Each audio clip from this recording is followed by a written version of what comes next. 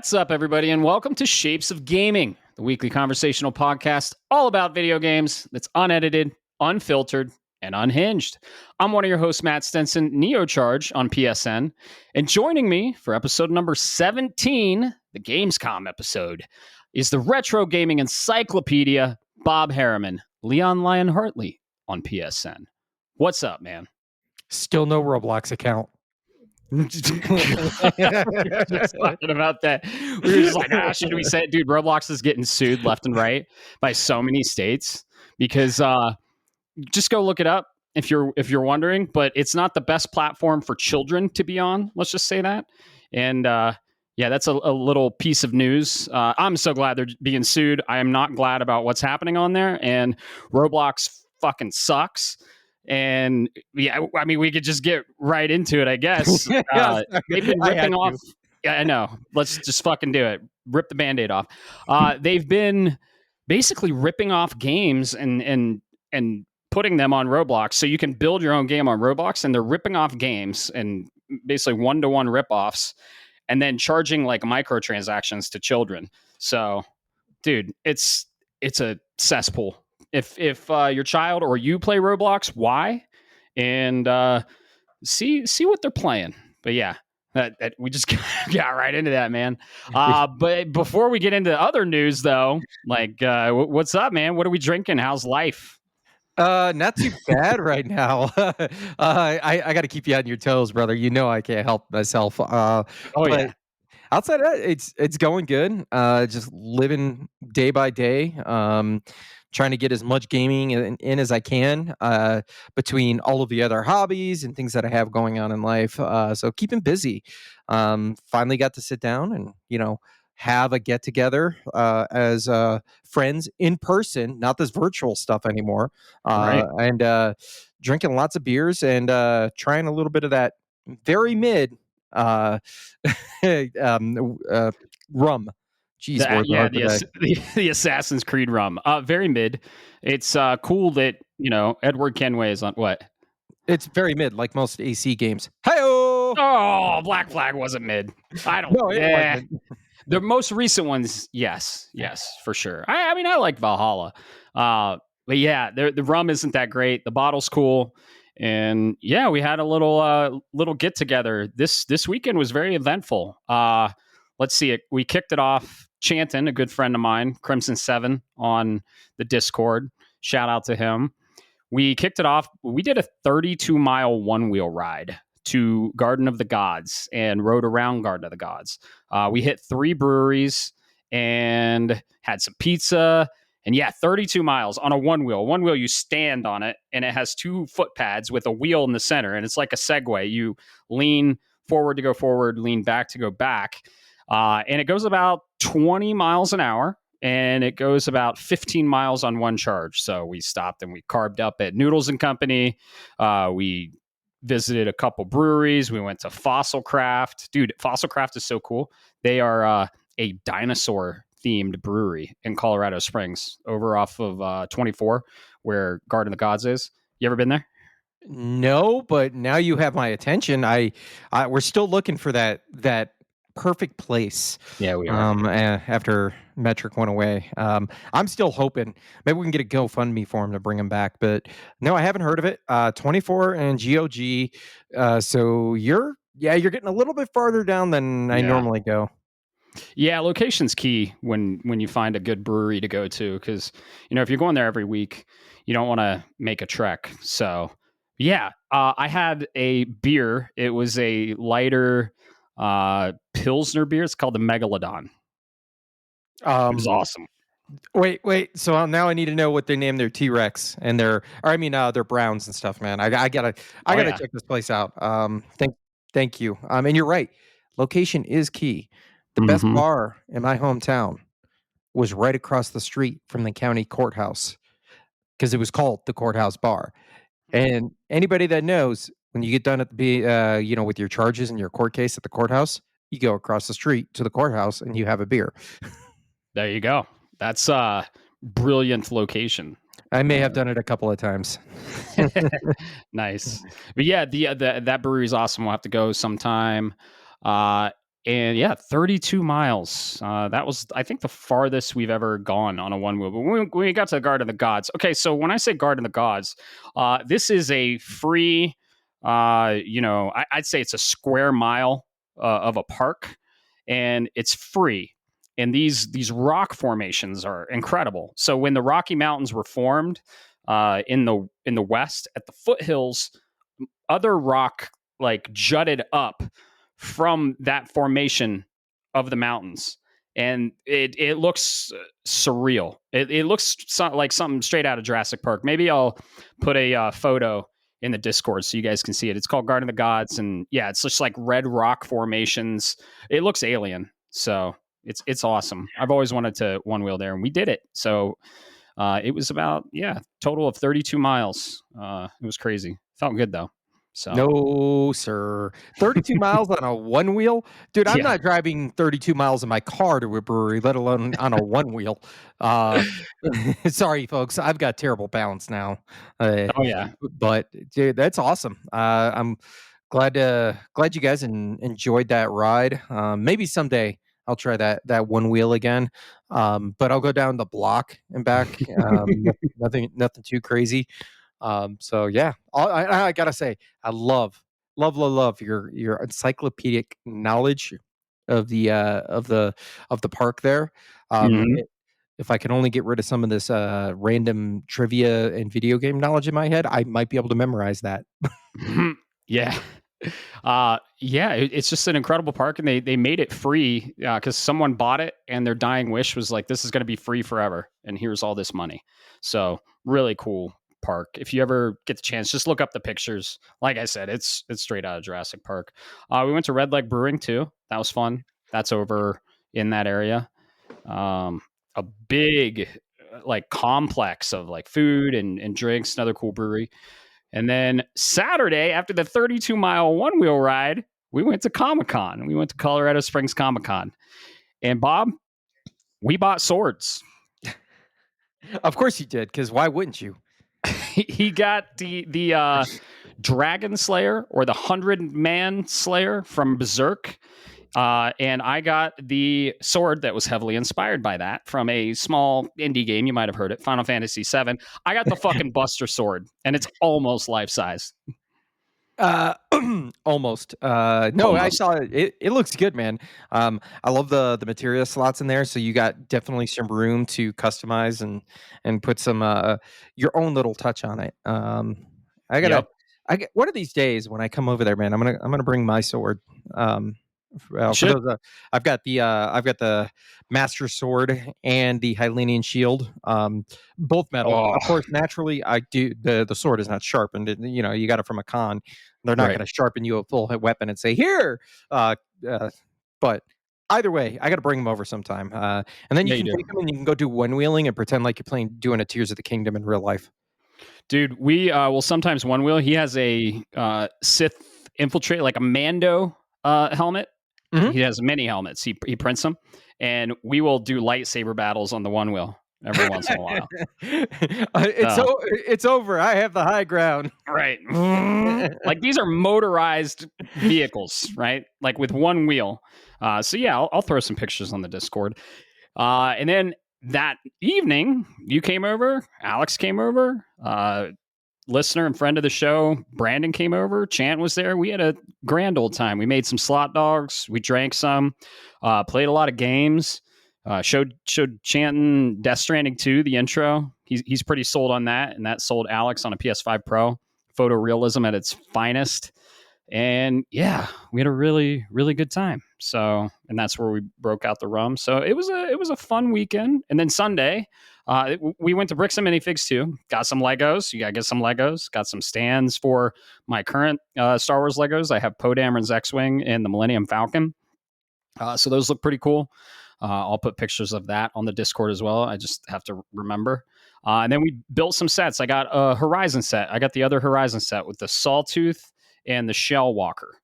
So it was pretty cool. The Sawtooth build was fun. So it was a really good weekend, and I had a blast. And it was really good weather, and hanging out with good people and good drinks. So That's what it's all about, man. I'm so glad. I wish I could have hung outside and done Comic-Con with you. no So worries. was it at least good this year outside the swords? Like, You know, not really. It so the tickets are pricey. It's cool being around all the nerd culture, and it's cool seeing all the custom art that people do, and you talk to the artists. That's a really fun thing. And then with Springs Comic Con, it's in a basically a professional arena. I think it's a hockey arena, and you have a ring around the arena that all the vendors are set up, and all the not really the artists. The artists are on the ground floor. I'll put a picture in Discord of that too. But yeah, it's like the center, and then they have all the celebrities. Not a lot of celebrities there this year. Uh, yeah, it was kind of mid. I mean, once you go to Magfest, man, not a lot compares to that. So, yeah, this year, man. oh yeah, next year technically. Well, So that's true. yeah, next to Magfest for sure. But you know, it's always fun. The price of the ticket's a little steep for the experience. We were there a few hours and walked around, saw some cool Star Wars stuff. I mean, it's a nerd haven for custom art and stuff like that. I got some cool coasters. I got a few stickers, but other than that, I got a little Iron Man arc reactor for my OneWheel that I put right on top, and he got the Assassin's Creed symbol that he put on his OneWheel, so that was fun. Oh, dude, that's dope as shit. Yeah, yeah, it looks really good. I'll put a picture in the Discord of that as well. So yeah, it really fun weekend with good friends and good drinks and good times and just nerding out left and right. So speaking of drinks, what are you drinking, bud? Ah, all right. So I'm thinking I may have something you don't know about yet. Because you are when it comes to beer, you are the connoisseur, my friend. Um, I found this. They're at Highlands Ranch here in Colorado, which Ooh. is a little north of us. Think of it in between for those. Yeah, just about probably about an hour drive, depending on traffic. From a little place called Living the Dream Brewing. Ooh, I like Um, that name. yeah, it's a good name. Let me. I don't. Oh yeah, my camera's over here now. It's Oh got, yeah, it's got the gotcha. Rockies in the back. It's called Powder Run. This is a Nice. cream ale with vanilla. Oh, dude, you got to save me one of those. You know I will, dude. I'm That telling sounds you, awesome. it is. It is like having a cream soda in a beer, and I'm all here for it. Oh, that's Not my normal, but Jesus, dude, this thing is smooth like butter. yeah, that sounds incredible. Uh, that beer you got from WeldWorks, that is the very unique beer. I don't know if you want to say it because you might save it for another cast. Do you have any of that, or do you want to talk about that? Uh, my brain The just went dump, so I don't even know what you're talking about. Oh, we'll save it because I think you're gonna crack it open on the cast. But it's a very unique beer, and it was delicious as well. But dude, a cream like a cream ale that's called Powder Run. Yeah, That's awesome. That's yeah. awesome. With vanilla, it's like Oh man. it reminds me of the A&W cream soda you get at the gas station. Yep. Oh, it's delicious. I will save you one. Hell yeah. Please do. I am drinking one from Four Noses. Four Noses is from Denver, Colorado. So another brewery outside of Denver. Sticking with the summer theme, I finally found one. I found a cucumber Oh, beer. And you tried it when you were over here. And you were like, okay, all right, I see where you're going with this. It was pretty fucking good, wasn't it? yeah. It was. I don't remember the name of it, but you know what? It It kind of. is it Go is the ahead. cucumber Berliner Weiss. Okay. So you know what it reminded me of, and I thought about this afterwards, or at least it reminded myself now. You ever had ranch water? Yeah. It reminded me a lot of ranch water, man. I don't know whether there's that little bit of citrus and that refreshment, and Hmm. that all came together beautifully. I want to put that in a cup, pour it, and then salt the fucking rim, man. It's Oh that yeah. good. Yep. Cucumber, lime, orange, and sea salt. It's funny you mentioned ranch water. I had it. It's because it's like cactus and agave in there.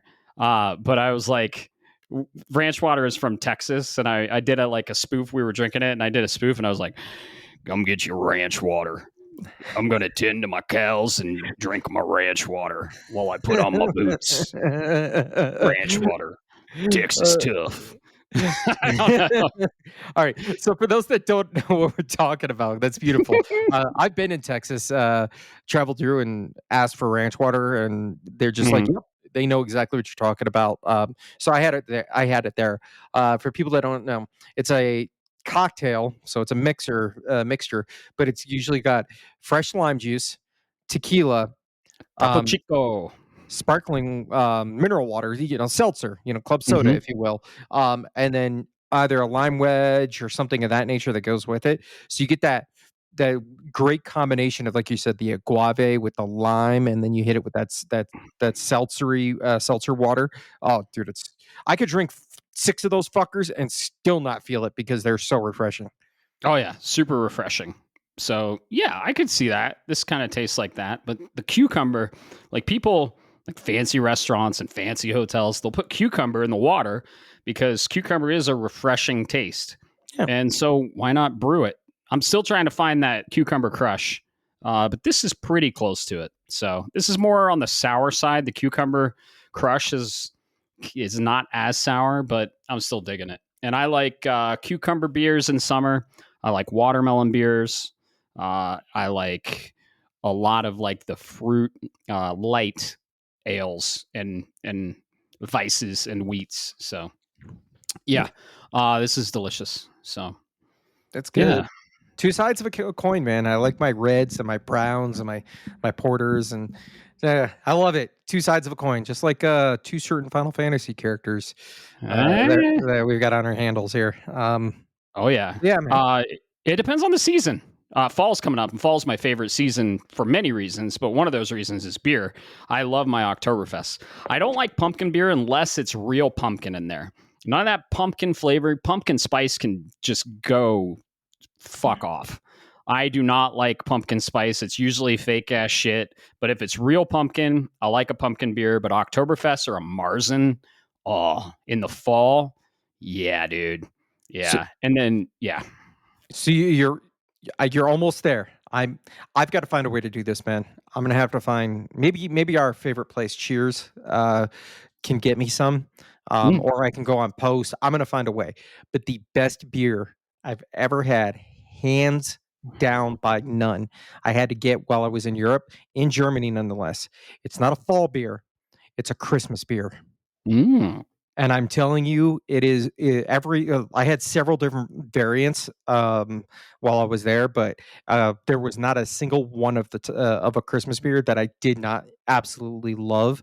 They're very light, very crisp, and it's really weird because it almost associates with like a you would expect like a summer beer, Mm. but at the same time, it gives you that warming feeling almost in your soul. I'm gonna have to find a bottle, get it shipped here, man. I guarantee you, it's a game changer. Hell yeah. Winter beers, I usually stick with stouts, porters, or dark ales. Two of my favorite winter beers are Isolation Ale. Odell maybe makes that. And then my all time favorite is Bristol Brewing, right up the street, 15 minutes from me, makes an incredible oatmeal stout called Winter Warlock. And Ooh. it's so good.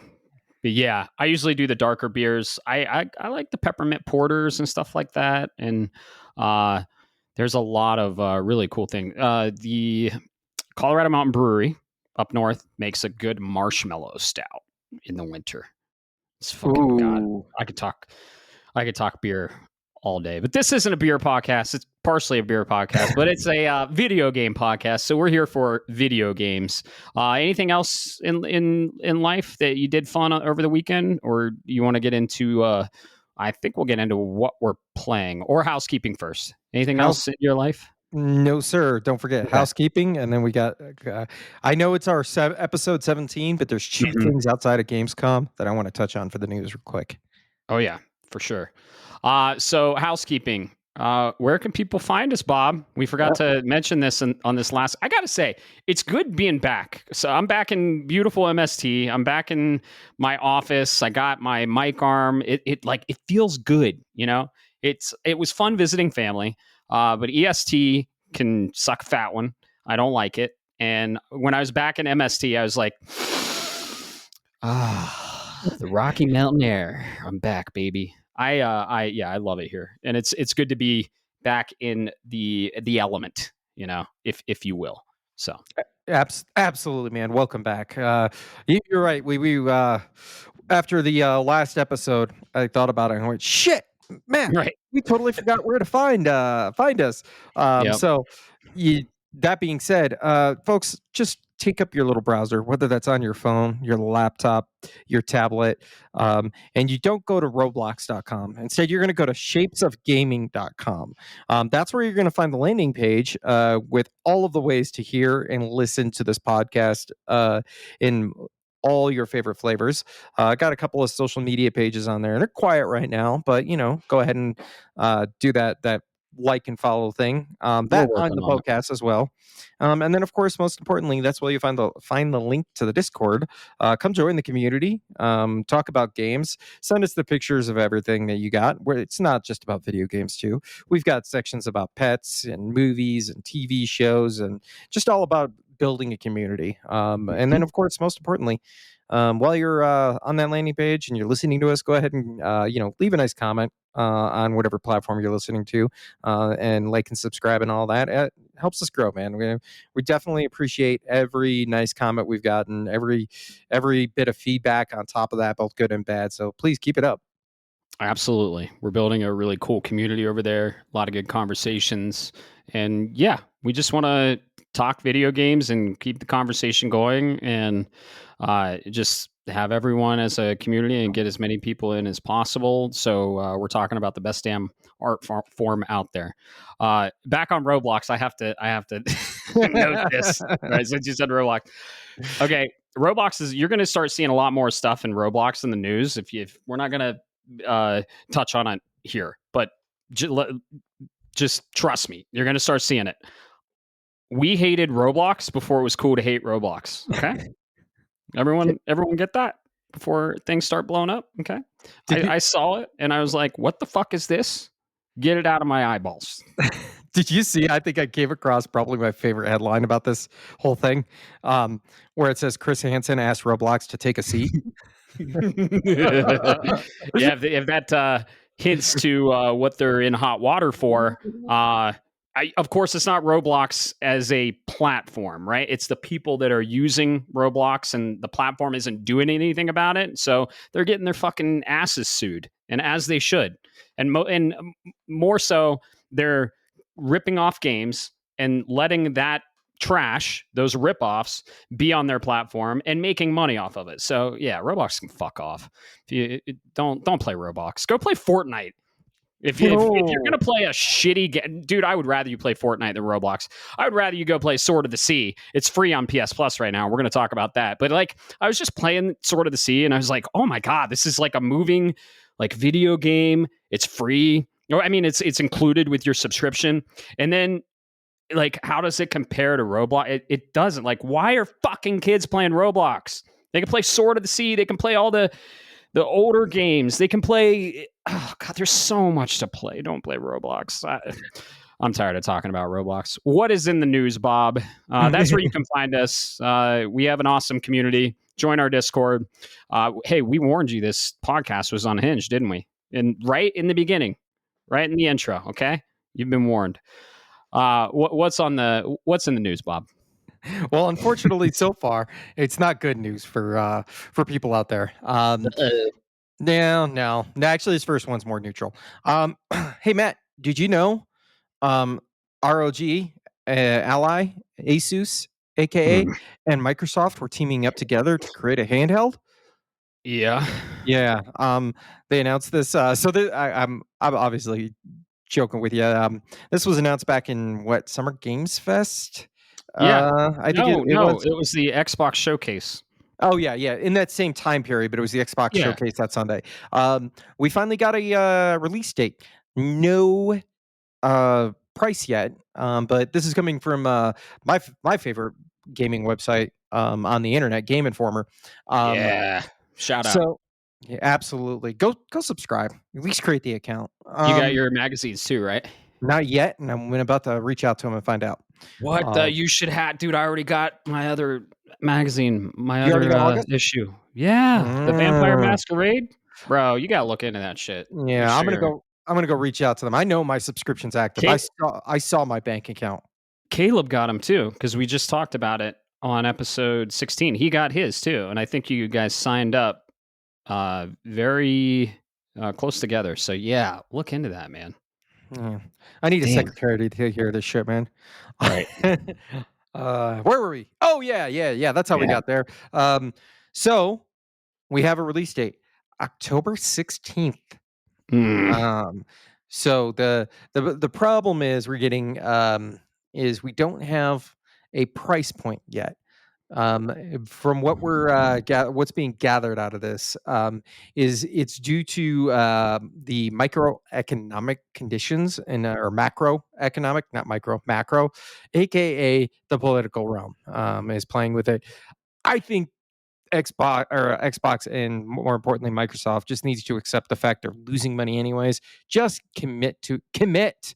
Um, and provide the community something. October 16th is not that far away. If you've got people that are somewhat interested in this, say something and either A, get them off the rails because it's an $800 handheld, or say no, this is closer to a Steam Deck and sell it for 500 and build your base. But don't wish wash around this stuff, man. It frustrates me as a consumer.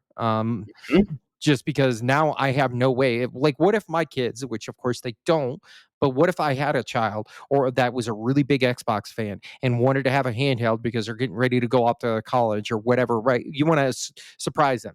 I have a clue how much I'm supposed to save. There's no gauge. It could be 500, it could be 1,000, it could be, whatever Phil Spencer decides. Please, Right. Phil Spencer, keep it low. But yeah, It man, what are won't. you thinking? I think it'll be very highly priced, and I think it'll be in the 800s for the Rogue Ally X, I believe, or whatever the optimal version is. I think it'll be like 7 and 800, maybe more. Go buy a Switch 2. It's $500 or 550, or with the bundle, $500. Kirby Air Riders was just announced. The release date was announced November 20th. You got Donkey Kong Bonanza. You got Mario Kart World. I mean, there is good value in the software for Game Pass for sure, but this is going to be pricey. I guarantee it. Because I don't know about your other news, but I have some news on prices too. Did you want to talk about that too? It is up next, but I did want to point out something, Matt. Coming back Yeah. to October 16th, right? Yeah. Um, What we got the coming out then? well, nothing, right? But what I do Right. want to point out is that's a Thursday, which Mm-hmm. is typical game day release days. And we've got something that we're going to talk about that was announced at Gamescom and was promised to launch with the ROG Ally or be available on the ROG Ally this year. I think I'm not trying to signal. I don't want to get the community riled up, but I think there's a game going to be launching that same day. I'm trying to dance around Fuck it. it. Let's get them riled up. Hollow Knight Silk Song releasing October 16th. You heard it here first. No, I'm kidding. No, I said watch Silk Song release mid October, and they're gonna fuck with this. And it sounds like we're gonna learn. I mean, by the time this is out, their event will have happened. Right? When's the Silk Song event? The 21st. So by the time you're hearing this, it'll be that Yep. same day. Yep. What time? Do you know? Um, We'll look that up for you. You might have already heard when Silk Song is releasing, and I think an October 16th date is pretty likely. so it's 10:30 a.m. Eastern time, so Okay. 8:30 Mountain time or 7:30 a.m. Pacific time. Thank you, by the way, for not doing the Nintendo thing. Oh, we're doing it at 3 a.m. Pacific time. Fuck Right. off. Yeah, I know. And then even Gamescom, which we're going to talk, it's the Gamescom episode. Gamescom was like noon on a weekday, a work day. I was like, what the fuck, guys? Game Awards is like at 7 p.m. on a Thursday. Like, at least it's outside of work hours. Don't do it in the 9 to 5, please. We Yeah, have jobs. yeah, and I before I hear the pitchforks, I hear the community. People are saying, "Bob, Matt, you're talking out your ass." Nintendo's based out of Japan. Gamescom is in Germany. True, Right. but I want to give you a counterpoint. The largest, by far, home video game market is in the US. Service your primary fan base, please. Yep. Yeah. So yeah, I definitely think Hollow Knight's releasing then. We'll find out very soon, in less than 24 hours. It sounds like I couldn't be more excited for Hollow Knight. And it was kind of at Gamescom, which we'll talk about. But yeah, speaking of market conditions, the ROG Ally I think is going to release at a higher price than we think. And everything's just rising. All the prices are rising. I'm not interested in the ROG Ally X. If you're interested, why? Go get a Steam Deck or a Switch 2. I get it. So I kind of get it. The operating system is going to be built to integrate and with all these marketplaces. I kind of see the appeal. Excuse me. But at the same time, like you said, that price point, dude, that's it's gonna be a huge hit. You're Yep. gonna sell it for $700. You sell it as almost as much, if not right around the ballpark of a PS5 Pro for a Right. handheld. That's gonna sell you Yeah. 150,000 copies, maybe. Yeah. Here's the thing. I'm going to go on like a little mini PSA. Okay? Here's the thing about shapes of gaming. All right? We're not going to talk about the most popular things out there, and we're not going to give the most popular opinions. Actually, Bob and I have pretty unpopular opinions when it comes to things. We're going to share our opinions unsolicited, unhinged, like I said in the intro.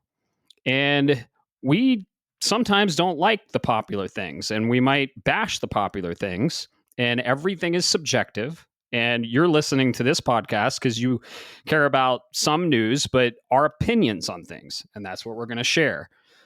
We neither one of us play Xbox. Neither one of us is subscribed to Game Pass. I think Game Pass is almost like Fortnite, a cancer on the industry. It's a really good value, but it isn't good for the developers, and it is prioritizing quantity over quality.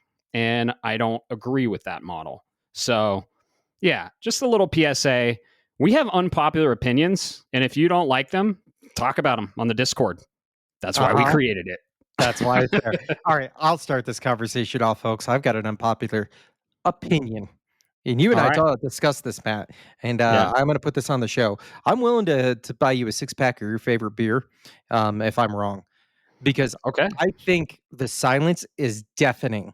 We are not getting Wolverine, folks. I think it's quietly being shoved under the table. I think it's had too much of an identity crisis, and they've had too many people, like the creative director left, if I'm not So mistaken. yeah, he did. But you think they're going to cancel a Marvel licensed IP from one of the AAA PlayStation studios? Uh-huh. It's entirely possible, dude. The things get announced way too early, and then they get canned. You can go back 30 fucking years since the start of E3 in 95, and you'll hear, oh man, whatever happened to this game that got announced 6 years ago? And it's like, Mm-hmm. well, it got quietly canceled. I think this is going to be a quietly canceled game. Give it time. I'm telling you, man. So this is building off the unpopular opinion you wanted to Yeah. talk about, because it's kind of like we're like squirrel, but no. Yeah. Bob and I were having this conversation, and I don't think it's happening. I don't think it's going to get canceled. They have too much building off of it. It's there's rumors, and it was literally in their roadmap that was leaked that we're getting an X-Men game, and Bob was like. He was just like, no, it's canceled. I was like, I bet you a 6-pack of beer that Wolverine is going to come out eventually. And that's where this came from, and it is an unpopular opinion. But yeah, dude, there's no way they're gonna cancel it. Last of Us factions, sure. Agent, sure. Wild, yeah. But a Marvel licensed IP that they already paid the licensing for, they're going to take a little bit more time, especially the leak set them back, and we might not even get the Venom game. Who knows? Venom Lethal Protector, but there's no way. No way they're going to cancel the Wolverine game. And that's why a 6-pack of beer is on the line, folks. The advantage is here in your court, man, because all we got to do is get something at all. It could be 10 years from now when for anybody that doesn't know what we're talking about the famous Spider-Man developer, okay? But Insomniac. Yes. They can release it in 10 years, and I'll eat crow, man. I will absolutely eat crow then. But I'm telling you, the Well, Wolverine that we think we're going to get may come out, but it's not I going to th- be a Wolverine game. I think to be fair and to maybe make it a little more fair on your side, let's have a 5-year limit, Let's 5-year do it. window. Yeah, Let's I think let's it's going do to come out in the next 5 years. Mm, I mean, the creative director leaving, but press X to doubt. yeah, right, Um, right. But but yeah, yeah, that was an aside, that's unpopular opinion. So sorry, folks. You know what? Maybe we got to do that as a segment from now on. what? Unpopular opinion. Yeah, But I like it. yeah, I like that. All right, so I know you're gonna go with this, man. Yep. Hit. I was gonna talk about it. I was avoiding it because I do not want to. I hate this kind of news, but Yeah. absolutely, go ahead and take it I away, my mean, friend. we could just brush up on it. It's they're significant. PlayStation is increasing the price of most of their hardware, their primary hardware, PS5, digital PS5 Pro, standard PS5, August 21st. This is today. So the standard PS5 increased from $499 to $549. PS5 Digital Edition is getting increased from $449 to $499. And the PS5 Pro is going from the whopping $699 to $749. It'll be an almost $900 console after taxes, and if you want to play discs. So, damn, Ouch. yeah.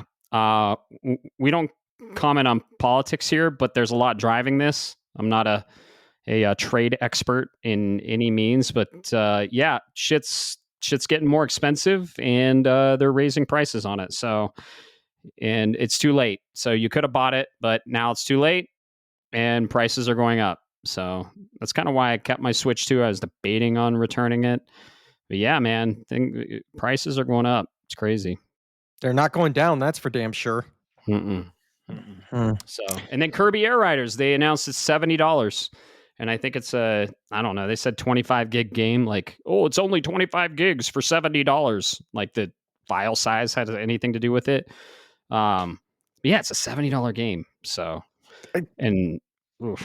Can I just say this to the $70 game for so folks, don't look at the game size in here, Mm-mm. and do not look at game length Mm-mm. as well, the time to beat when you're talking about, well, is this game a $50 game? And look at the quality and look at because replay value is huge.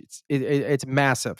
So you can replay a game that's 4 hours long. I need only look at how much did they announce Gears of War Reloaded is going to go for $60 a 4 fucking hour game, folks. Yep. Dude, I'm playing. I mean, Sword of the Sea is included with the subscription, but I think it's a $20 game. Look at Journey. Journey is 3 hours and it won Game of the Year. And Sword of the Sea is very short game, but holy shit. I can't wait to talk about it. Good.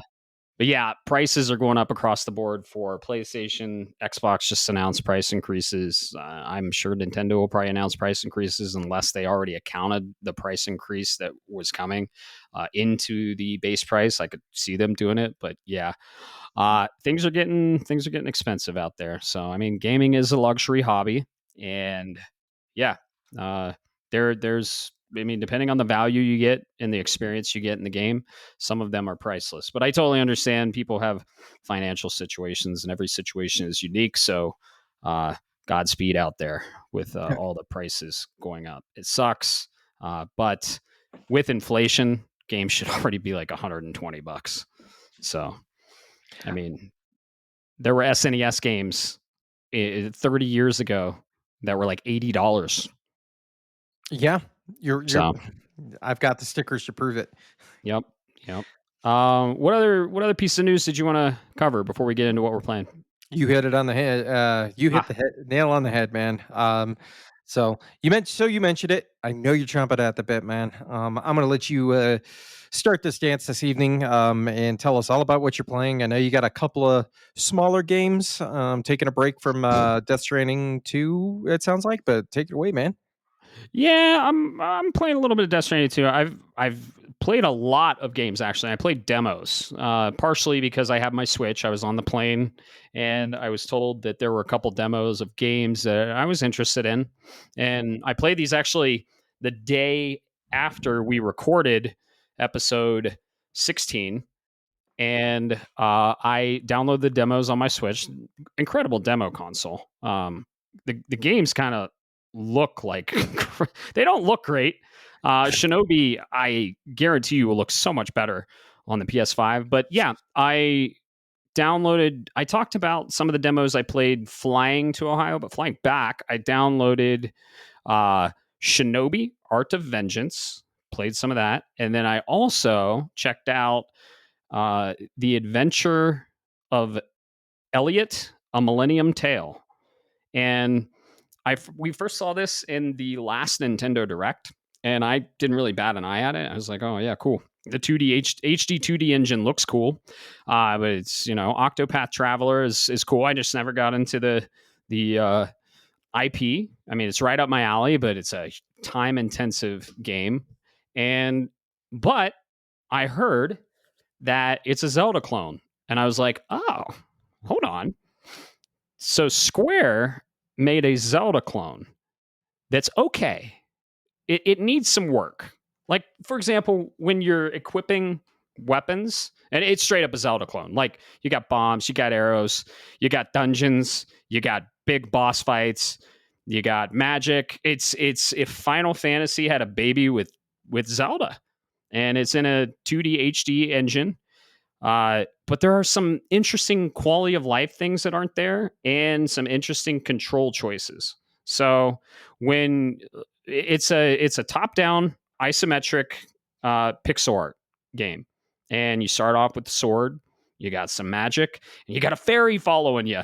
Like, this can't be more Zelda, right? Hey, listen. Right, exactly. I forget the fairy's name, but she gives you some abilities. She's more useful than Navi, or Tally.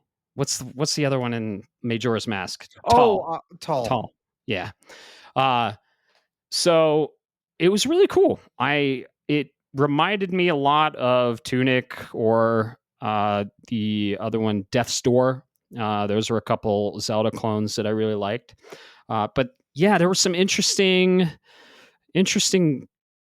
like combat things. Like, there's no lock on, so that was a little like, Zelda has lock on, and I wanted to lock on enemies, but I couldn't. And like, to equip like your bombs from your arrows, you have to like go in, choose the bombs, hit A, and then hit A again. Where like in Zelda, you can usually go into the menu, go to equip, and hit the button that you want to equip the thing on, right? So there's a really good game under there, but it's just not there yet. It was fun to play. I finished the demo. The boss at the end was pretty hard. I died a few times, and really cool environments, pretty awesome combat. Just wish there was a lock on. Really cool magic, and like, there's Magicite you can equip that gives you passive buffs, and then if you combine two specific ones together, it gives you another like secret passive buff. So that's like where the Final Fantasy stuff comes in. It's really cool, and I definitely have my eye on it. Didn't look great on the Switch 2 even, but I'm sure it's going to look great on the PS5 when it releases. I love that I'm demoing all these fucking games on the Switch, but I'm going to buy them on the PS5. Like the Switch 2, the $500 fucking console I just bought, is a demo system for me. It's great. Yeah. Did you saw the announcement of Adventures of Elliot? Did it catch your eye? Does it pique your interest now that you know it's a Zelda clone? Yeah, absolutely. I think they, being Square Enix, did a bait and switch on me, because when I saw the initial start of that trailer, I immediately was like, "Oh my god, it's another fucking Octopath Traveler!" And then they're like, "It's the Adventures of Elliot."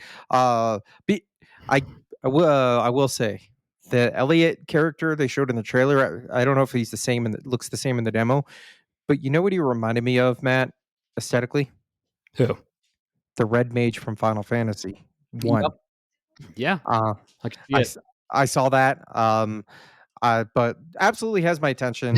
The fact that it's a Zelda clone kind of also makes me go, "Ooh, this is something that I didn't realize I wanted until somebody showed it to me."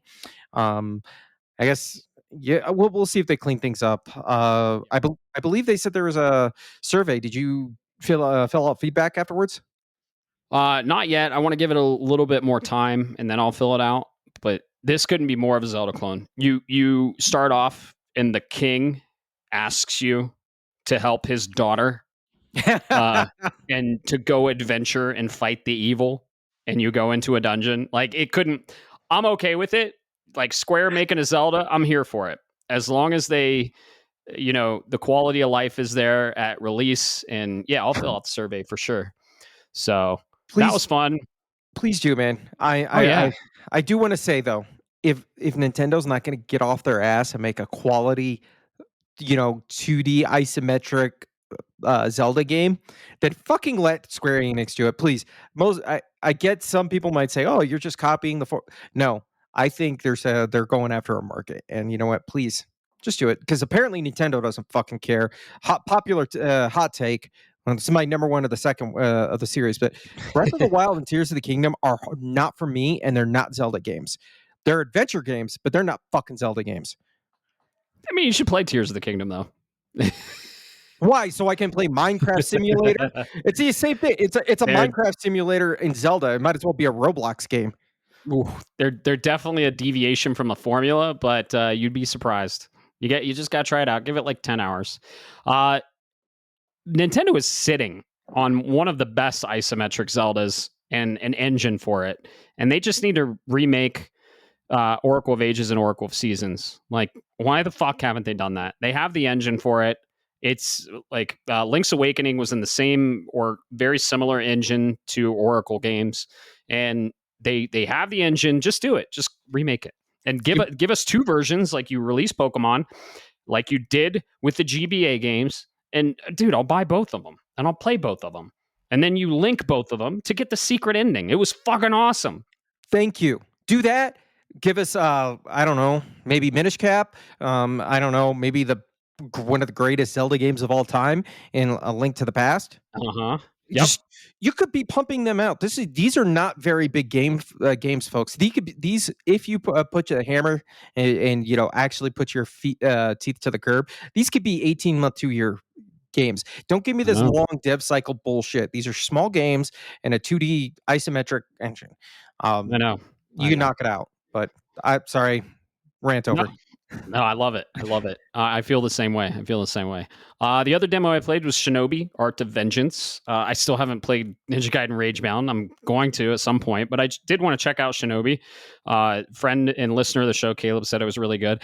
It's fucking great, dude. It's amazing. I gotta say, it is incredible. It's like Prince of Persia, The Lost Crown meets Guacamelee with a ninja setting. It's tight. The controls are fluid, and there are a lot of cool moves, and you can juggle enemies. The art style's incredible. Didn't look great on the Switch 2. I know it's going to look amazing on the PS5 Pro when I get it on there, inevitably.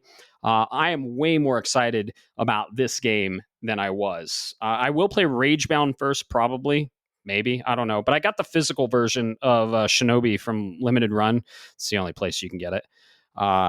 And it's coming. So I was really impressed with what I played. The combat is so fun. It's super fast. The enemy design, the story was engaging. I think this is going to do really well. If they can keep that up. And it's a Metroidvania too. Ninja Gaiden is not a Metroidvania, right? No. Didn't think so. This is a Metroidvania, like Lost Crown. Ninja Gaiden is a 2D action platformer. Yep. I know that sounds like Metroidvania, but Metroidvania has an emphasis on exploration. And an interconnected map. And yeah, there are many things that make a Metroidvania. Maybe we'll have a whole ass episode on what makes a Metroidvania and bring our friend Ryan, a listener of the show, on, and he runs the Metroid database. He says that Metroid Prime is a Metroidvania, and I'm like, he's like, it's a 3D Metroidvania. I don't know. What do you guys think? Do you think Metroid Prime is a Metroidvania? Tell us in the Discord. I'd love to hear it. That's a good question. Yeah. Yeah, like what makes a Metroidvania? I know the Metroid aspect is getting items that will help you progress for otherwise locked areas of the map. That's the Metroid part of it. And then the Vania part of it is a 2D side scrolling, 2 or 2.5D side scrolling interconnected map. So, yeah. So the way I look at them is, you're right. The interconnected map is one thing. I look at Ninja Gaiden and Shinobi. They're in the same era as a Mega Man. They're a 2D side-scrolling action game. right. You're not going, hey, I got this, and then you go back to I don't remember the Metroid areas. I was gonna say Mustafar, but I'm like, that's Star Wars. Oh god, Magmore Caverns. Yes, that's it. Magmore Talon Caverns. Overworld. Findrana Drifts. Phazon Mines. That's what I got you here for. See? Yep. I love Metroid. Well, Shinobi looks like it has an interconnected map. I didn't finish the demo. My plane just landed and I had to leave. But I intend on finishing it. And dude, the all screen. If you're curious about this, the trailer's out, and the trailer does a good job of conveying what the game is and how it plays. The all screen abilities. Oh, the animation is so cool. I think this game is going to do really well. I think Caleb drafted it. So I think it's going to do really well. I think it's going to get high 80s. So check it out. That's a demo. Speaking of drafted games, though, my last game I played, and the one I downloaded and I'm playing like for real, not the demo, and it got an 87 on Metacritic. It's banked me 17 points. Sword of the Sea. We talked about this game. And it is made by Giant Squid, the makers of Abzu and The Pathless. I think they had a hand in Journey as well, but it's very Journey-like. And man, this game is awesome. I love it. Before I talk about that, though, I do want to talk about just a little bit of Death Stranding. I played a little bit of Death Stranding. It's fun. I'm not in the mindset for it, man. I think it's the mindset. It's like it's just some life stuff, and I'm just like, I just want to turn my brain off a little bit and just skate on a fucking sword through the sand. You know, sometimes I just want to do that. And I got to a part in Death Stranding. It's kind of a wall, like a skill check, and I wasn't ready for it, and I was just like, fuck. And I got my asses handed to me. My ass handed to me, Jesus. And I was like, I'm just gonna play Sword of the Sea. So I'm still gonna play Death Stranding. It's an incredible game. I love it. It's just I don't know if I'm in the mindset for Death Stranding. So I'm about 60 hours, man, and I gotta say, like 60 hours, and not even like I think I might be halfway, but like this is a long game, and I start getting a little fatigued around 50 hours. I do. I used to be able to hammer out games like nothing, right? But it's long, and here's my problem. I'm not following the golden path like I told you to. And I keep getting distracted, and it's lengthening the time, and I'm like on chapter 8, but I mean everything I've played of it is phenomenal. It's amazing. It's more Death Stranding. The cutscenes, the quality, the gameplay loop, the music, everything is top tier. Incredible game. I do need breaks from it though every once in a while, I think. So you've almost platinumed it, right? Yeah. Yeah. I first off, I want to say I totally understand, dude. There's just sometimes you're in that zone where you're Yep. just like, I'm not entirely sure this is what I want to do right now. Most notable for me, Suikoden 1 and 2 HD remaster. Great games from the early RPG eras. I got it started and I was just like, I don't know if this is what I want. So then I went and played The Messenger, and that solved all of my that solved my problem of a rut. I will say, don't rush yourself. Yeah. This is a pro tip. So the 2 pro tips I can give to everybody who may still be playing Death Stranding is one, don't rush it. Just let the game kind of guide you. It has its own way of telling you what you should do and when you should do it. And if you get distracted, that's okay. Um, the other thing is, and I know this is going to sound a little contradictory, but don't rush to 5-star out the gate for everybody. You are gonna come across late game where it's easier to just switch and go, Mhm. all right, I'm gonna do this mission, I'm gonna do this mission, I'm gonna do this mission. All right. Um, but yeah, playing Death Stranding 2. I am don't quote me on this. I want to say I'm about 110, 115 hours maybe into this Damn. game. I am, let's see, 1 trophy there for that, 1 trophy there. I think I'm 3 trophies away, man. I'm so Dang. close I can taste it. I last time I played, I got I'm going spoiler free, but there's a very specific person, or stop or whatever you want to say, shelter, whatever, pick a verb that's near the end. It's like a post game thing. I got to their last quote unquote mission, that they're going to be basically, I got to do this one to get the 5 stars. Um, yeah, I looked at it and went, oh, fuck. It's 11 o'clock at One of night. those, huh? It's almost 11 o'clock at night.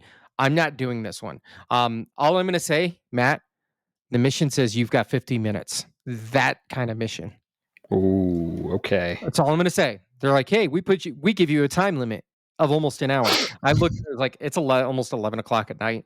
I am not doing this right now, and I put it away for a little bit. But yeah, Death Stranding 2, I absolutely love this game. It's made me laugh. It's made me cry. It's made me angry. It's made me happy. I have felt every range of emotion while playing this game. I have never once felt pressure to hurry up and finish the game outside of wanting to do other stuff for the sake of like discussions with friends and stuff. But this is the game that I could just sit here and keep playing and wouldn't care. I'd keep delivering packages. I'd keep looking for Easter eggs, which I find all the time. Uh, Mhm. there's a big one. You Oh, really yeah? you really should. I'm I'll Tell me off the cast. Tell me off the say cast. off the cast, but you should probably really get to this point in the game before a certain calendar date of this year. That's all I'm going to say. Okay. All right. You have to elaborate on that after the Yeah, cast. yeah. Yeah. So, It, it, but it it's a great game. I love it. It's just yeah. I uh I'm needing a break from it. I don't know what it is. I don't think I'm in a mental capacity to play this type of game right now. I'm full. I think it's definitely my yeah. mindset for sure. So I don't think it's the game at all. Absolutely. Yeah. But yeah, other than that, I'm playing the usual binge stuff. I will say that I'm not saying I'm taking a break from Death Stranding. I'm going to go for the platinum, but I kind of am in that era where I'm like, okay, maybe I need a palate cleanser before I jump into the next thing kind of situation. So Matt, you know what I've got? Actually, I just got it going, and it should be on my cross media bar by now when we're What? done with this cast. Ninja Gaiden Ragebound, my friend. Ooh, hell yeah. So, hopefully everything goes smooth, and I should have plenty to talk about that next for next week's episode, which will air right before the next game of the year next Uh-huh. game of the year, but my next game of for playing this year. There's so much coming out. And dude, it's can you believe that Chronos The New Dawn is like 2 weeks away too? Did you see? Oh, you didn't? Did you watch Ugh. any Gamescom com stuff this today? Not yet. Not yet. So, but There's a new, there's another oh, trailer. oh man. I want to talk about that. We'll talk about it in the main topic. But before that, I want to talk about one other game, the one I was talking about. Uh Sword of the Sea. I put down Death Stranding. I said I was gonna. This was kind of a put down everything and play game because I mean, dude, you can probably you can beat these kind of games in like 5 or 6 hours. So it's like a turn your brain off vibe, incredible music. Let's see, Sword of the Sea. It's an atmosphere. This is the description they give: an atmospheric adventure game where you play as a character called the Wraith, tasked with restoring a lost ocean to a desolate world. You explore a landscape that shifts like waves, surfing across sandy dunes and other environments with a unique hover sword that combines elements of snowboarding, skateboarding, and hoverboarding. The game emphasizes a meditative and exhilarating experience focused on the feeling of surfing and snowboarding while exploring a beautiful, surreal world. And I got to say, that's a very accurate description. The moment I fired up this game, was hit with Austin Wintory's fucking soundtrack. Dude, the music in this game is incredible. This game really shows off what the PS5 Pro is capable of. You can go really fast on your hover sword, and like I'm surprised the shit's loading this fast. The haptics, like this game shows off the PS5 on almost the level close to Astrobot. Holy shit. Yeah. Like when you're on the sand, you can feel it in the DualSense. When you're on other terrain, you can just feel it in the DualSense. When you do the pulse, you can feel it. The load times are almost non-existent. Like I said, you go like super fast, and I don't know how they're loading the level that fast. The game is gorgeous. It's like Tony Hawk had a baby with fucking Journey. It's so cool. The story is engaging. You're of course in a post-apocalyptic, I can only assume, and it's very ethereal. The music is on point. The gameplay is super fun. You can stop on a dime, which is really critical on these games. Yes. So you can stop on a dime, and like they require some platforming on this sword, and it works. It works. The controls are tight, and this game could have flopped heavily if the controls weren't as good as they are. Because I mean, you're on a hover sword and you're going really, really fast, but they make it work, man. So this game's special. I think I'm halfway, and I've played like 3 hours. So it's not a long game. If you're an essential or premium member on PlayStation Plus, it's included. So I'll buy it at some point, but download it digitally for free, which is cool. It's included in the subscription. And yeah, I'm really enjoying it. The colors pop. Like when you cleanse, like you're in a desert of sand, right? And you can kind of like the sand is wavy, and you can kind of like see, oh, the ocean's under there. But then when you cleanse it with your sword, like everything turns to like this gorgeous see-through ocean, and you go like 5 times faster on the water, and there are jumps, and there are collectibles, and there are secret areas. It rewards you for exploration heavily. I'm having a great time with it. I think I'm going to play more tonight. I'll probably finish this. I'm going for the platinum, but I don't know if I'll go for the platinum yet. I do want to finish Death Stranding. Very rarely, dude, do I put down a game that I haven't finished to go to another core game that I'm excited for. It's just, man, that mindset. And I hit that skill check in Death Stranding and was like, I don't want to do this. And I felt myself rushing in Death Stranding to get through the story, and I was like, I don't want to do this. I shouldn't do this. And I was like, you know what? I'm going to put this down. I need to give Death Stranding the attention it deserves. And I'm just going to go float on my fucking hover sword and explore the sand and ocean. And it was a good choice. It's just a vibe, man. The game's a whole vibe. It's awesome. You got it. I mean, you could probably in a few days play Journey, The Pathless, and Sword of the Sea. These are bite-sized games that emphasize art, music, and gameplay, and it's just incredible. Abzu too. Abzu is really good. It's the weaker of the 4. I'm debating on if this is my favorite Giant Squid game. I really like The Pathless, and Journey's timeless, but it kind of combines them all. It combines Abzu and Journey and The Pathless. And it's just, yeah, it might be their magnum opus. That's good, man. I'm so glad to hear that. Everything you describe about these games reminds me of Tunic, in a regard where they're shorter, artsy style games. And I gotta say, these types of games They are, and this is not a disrespect on them. This is the player, not the game. Is I think the best way to enjoy these games for me is usually because this is going to be a weekend activity. Is I pop an edible, sit Yep. back, and I just veg out and zone and enjoy the music and enjoy the colors and enjoy the Hmm. environmental storytelling. That's what I really love about these games. Is their environmental storytelling is by far none. At least when you get it from a good developer. And I think Oh the yeah. best news you're giving me out of this, and we talked about this last week, is sort of the C being on the PlayStation Plus, which I don't remember which tier, but the same thing that Essentials happened. and premium. Yeah, essentials and premium. That is amazing because go look at like, and I'm not trying to be mean, but go look at Hellblade 2 Senua's Saga, which is a visually stunning game about the same length, but they went $30 for it. Yeah. So I'm glad you don't even have to make the sale. I just gotta go onto my console, go find it, and hit download. So I'll definitely get there. Um, Oh, for sure. And I'm glad, man. yeah, it's the time aspect, of course. But yeah, these games don't have items. Well, I mean, they have items you collect, but there's no item screen. There's no uh like there's no mini map. There's nothing. There's nothing on the screen except the art.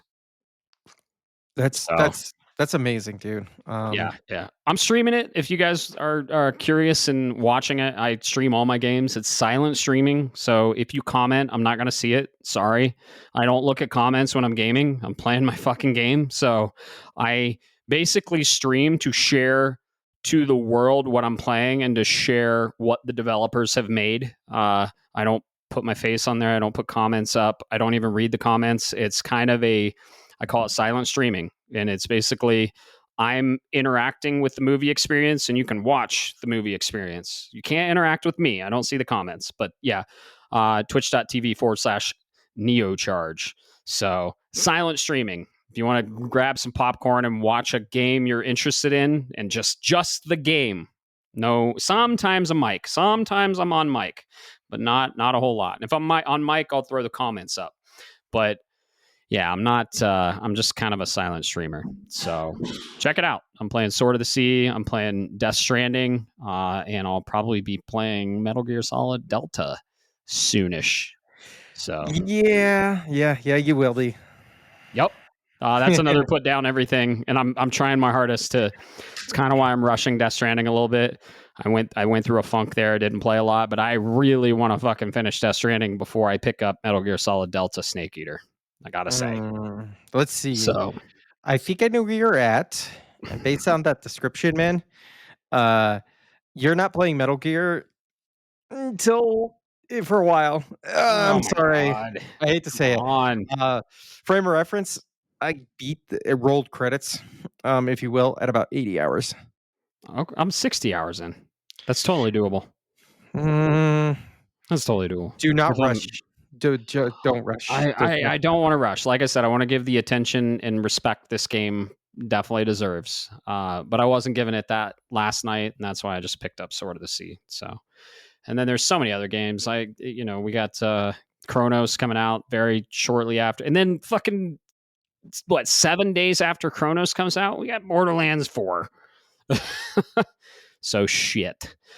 Yeah, that's what we've been playing. I've been playing some demos. I've been playing some Death Stranding, of course, Death Stranding 2, and then Sword of the Sea. I really wanted to talk about Sword of the Sea. You guys should check it out. It's video game art at its finest. And if you love Sword of the Sea, you're going to love The Pathless. You're going to love, of course, Journey. Journey is a fucking classic. And then Abzu. Abzu is really good too. It's all in the same vein, and most of the same developers. So cool. All right. Yeah. Let's get into what this episode is all about. Gamescom. Yeah, Gamescom. This happened would be for us on the 19th of August. Tuesday.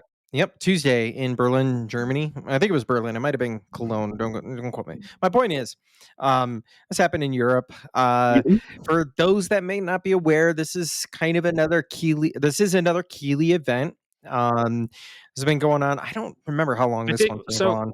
I don't think he doesn't host it. Well, so he does the opening night live. He does the opening night because that's a Keeley. Yes, That's just that's what he it. does. Keeley does the opener, but it's Yes. hosted by a collaboration of people. He hosts Summer Game Fest and he hosts the Game Awards. Like he puts those on. I don't think he puts on Gamescom though. He doesn't put it on directly, but I call it a Yeah, Keeley event because sure. I'm gonna be honest, I've been keeping up with the streams as I can, and Tuesday's night event, opening night, is kind of the talk of the town right now. Oh yeah. So and he's there every year, along with my future wife, Shocks. Yeah. She's hot. Uh, yeah, it's funny. You and I were chatting about that. I'm like, dude, Mhm. you were like, hey, she's so gorgeous, and I was like, I know. I've been watching her since her early days in League of Legends esports. Like, she was there when Faker started popping off. Like, it's been a while. I Oh know yeah. with you, but I Hot blonde gamer girl. I digress. Oh, she's French too. Oh. uh, but we're not here to talk about my fantasies and my dreams. uh, so we're here to talk about Gamescom. This happened on Tuesday. Was the opening night. Let's just get into it, man. Dude. I've got a list of games. I've got some notes.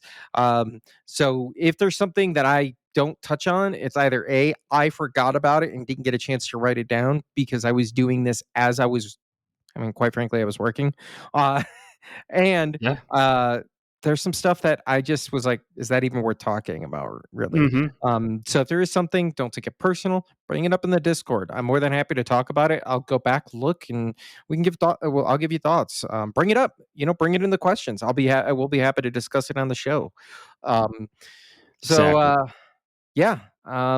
Tuesday afternoon. This started at, I want to say, noon. Mhm. On Mountain Time. And Jeff Keighley did not hold back right for with an uppercut right out the gate. And confirmed. We've got Hollow Knight Silksong coming. Yeah, we This do. year. This year. He has 100% confirmed it. Beyond a shadow of a doubt. I'm assuming you saw this trailer, man, because you're a Oh yeah. huge song fan, right? Oh yeah. Big Hollow Knight fan, and I've been excited for Silk Song for a while. It was supposed to be DLC for the original Hollow Knight, and then they're like, "Oh, we're going to spin it off into its own game."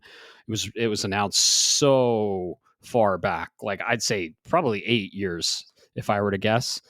And they've just been kind of teasing us, and it's getting delayed, and they went quiet for a while, and then he even like trolled us at the Game Awards. He's like, well, I was going to show the Silk Song trailer, but I guess it was funny. But yeah, he basically was like, guys, I know he didn't say this straight up, but he was like, I know the rumors. I'm just going to tell you straight up, and we're going to go right into it. Silk Song is real. It's playable at Gamescom. It's coming out this year. Moving on. But he showed, Yes. we got some gameplay footage, and it looks like more Hollow Knight, which I couldn't be more excited for it. And that's a way to kick off the show. I'm glad they didn't kick off the show with the next thing. Let me just say that.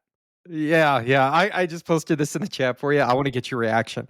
I didn't Okay. notice this. This is Jeff Keighley's Twitter account Uh-huh. right before Gamescom. Oh yeah, yeah. Yeah. So go look it up, folks. It was right before Gamescom. He put a clown nose on his face and took a selfie that said, "Is it He the did. day?" Uh, Yeah. He said first time? Question mark. Question mark. Yeah. Oh, it's great. I love it Yeah. good. Um, Oh yeah, but I love that they touched on it, they acknowledged it, and when you hear this episode, we will have heard that Team Cherry's Silk Song event. They're having a whole ass event on it. They're like, guys, we know you're excited. We're gonna let you in on it. All right, and I think we're going to get a release date. We're gonna get. It's just everything is gonna be announced, and it's gonna be a mid-October release. So who knows if I'm right, but you'll know if I'm right by the time you hear this episode. So we'll see how close I was. But yeah, I love that they opened the show with this. yeah, absolutely, man. It was good. It was good. I'm gonna be honest. I didn't catch the next one, so I'm just going off at the top of the list here. It's Call of Duty. Yeah. Oh, that's right. Yeah, Yep. yeah. But I'm not saying next, but I am saying call. So Black Ops 7 was confirmed. The Yeah. beta's coming out soon. This Hmm. hits us in October. It's slated for or November 14th, but the beta comes October. I'm gonna be honest with you, Matt. This is Yeah. uh this Not is for me. a not for me. And if the what do you call it? If the scuttlebutt, scuttlebutt is rumor mill. Sorry, folks. Right. Old military term is Hmm. Battlefield 6 has got a lot of momentum going for it right now. And the Call of Duty community, I'm not saying it's up in flames. You're never going to take down COD. Don't get, I'm not. I have Right. zero illusions of grandeur of this, um, but they need to be humbled. So not for me. If you like Call of Duty, cool. Let me know when the president you can come back and play as JFK. Right. Yeah. I mean, it looked cool. The sci-fi aspect looked really cool. But yeah, I heard from a lot of people that do play a lot of Call of Duty that it didn't look great. Have you played any of the Call of Duties? I played the whatever Black Ops that had zombies. Gotcha. Yeah. Black Ops, I don't know. We're on 7 now. So there's like an emphasis on fear. Kind of reminded me of what they did with the Scarecrow in Batman Arkham Asylum and Arkham Knight. I think it's they kind of ripped that off, honestly. Uh and there's some Batman news in here, which I'm super excited about. But it does like I'm not a big Call of Duty fan, honestly, and I haven't played any of them. I've tried a couple of them, but just not for me. Not for me. But it's a big one. I think Battlefield 6 is going to give Call of Duty a run for its money, and they better be fucking uh, on point with this new one. So, from what I heard, a lot of people said it didn't look great, but I don't really know Call of Duty and I don't have anything to go off of. So, yeah, I don't know. We'll see how it does, I guess. Yeah, we'll see. We'll see. I got confidence it'll sell. So Call of Duty. Let's see. What do we got next year, Matt? I am looking at my list here, and I know we're looking at I think it the next was one. Lords of the Fallen. Yeah. So what? Yeah. See, that's once again, I don't have that on here. Well, I'm not saying I don't have it on my list, folks, I'm going from memory. but my memory is not great, and the order. Yeah, Lords of the Fallen too. I do remember seeing this trailer. I don't know. Have you played Lords of the Fallen, man? No, I never got into it. Mm. I know we have listeners of the show that are excited for it though. So, man, I got to say, like, most of these announcements in the beginning were banger after banger. Silk Song, not really Call of Duty, but Lords of the Fallen looks awesome. I probably won't play it. I didn't never got into the IP, but it looks like something I would be interested in. But you know what? There's a thing called time, and there's a fucking finite amount of it, and there are so many games to play. So Uh, that's my problem with a couple of these things. You're right. Lords of the Fallen does look good. It's got a little bit of that. At least the trailer had a little bit of that. That I don't want to say Demon Souls, but that Demon and Bloodborne Souls like experience and feeling. It had my interest. I'm hoping I could get to it someday. I've heard the first one was good. So yeah, if you this one's another one you're excited for, hey, drop it in the Discord, man. Um, excuse me, folks. But this one was confirmed 2026, so you've yep, got time. yeah, yeah. So Lords of the Fallen, third person action adventure. I think it's a Souls like, but yeah. This next announcement, though, I wanna talk about it. This was probably the biggest surprise of the show for me, and we're getting another Lego game, another core Lego game, not Lego Horizon or any of that. That doesn't even have fucking mini kits. Like, what are they doing there? But we are getting Lego Batman. So Lego Batman, there are 3 of them. The first two are on PS3, and the third one, DC Villains, is on PS4. I'm a huge fan of the Lego games. The Lego Batman games are very, very fun. And I am very, very excited for this. It's kind of like Lego Arkham Knight with some storylines from the Dark Knight and the Batman. So, did you watch the most recent Batman with Robert Pattinson, the Batman? No, I did not. I heard it's good, right? I assume. Yeah, I really liked it. I liked it a lot. So I'm not a critic when it comes to movies. If I have fun and the movie is enjoyable, I like it. And I'm not a big critique of like story and stuff like that. I guess I'm not a critic when it comes to that. I like a lot of bad movies, is what I'm trying to say, and I don't give a fuck. Like, but yeah, I like the Batman. It was great. It was a good portrayal of the beginnings of Batman, and they're just rebooting it again. So whatever. But dude, this Lego Batman, it's called Lego Batman: Lego Batman Legacy of the Dark Knight. Uh it's an open world in Gotham City, like Arkham City was. Arkham City is one of the best Batman games of all time. If you've never played it, I really highly recommend this game. It was part of a trilogy. It started Arkham Asylum, Arkham Knight, or Arkham City, and then Arkham Knight. All three great games. Arkham City is kind of the pinnacle of it. Spider-Man took a lot of combat from the Arkham series games. I played them all on launch, and it's just a fantastic superhero game that does Batman justice. And this looks like a Lego version of that. And I couldn't be more excited. I fucking hope there's mini kits. Just don't get rid of mini kits. Mini kits are, you collect 10 of them per level, right? Let's say you have a level, and then you collect the mini kit, and each mini kit has a few pieces in it, and each piece, like they all combine to make like a vehicle or a little diorama or something like that. So, for example, in Lego Star Wars: The Complete Saga, you would go through the level, and then if you got all the mini kits, you build a little mini X-wing, and then you could fly the little mini X-wing around in the flight levels. Like, dude, it was such a missed opportunity when they didn't do it with Lego Horizon, because you could have done the machines. Like, what the fuck were they thinking? It's really pretty much the only reason I haven't played that game. Yeah, no, you're right. I heard it's a stripped down Lego game. I'm Mhm. really hoping that we do get something with this. They do a return to form because, oh, excuse me, there is a certain level of zen that comes with with just collecting the studs. Uh, I remember when you and I we were first chatting because Lego games to me have always been kind of a what is that it's I don't want to say an embarrassing, but you know it's one of those you don't talk about in public, kind of guilty Mhm. pleasure. Right.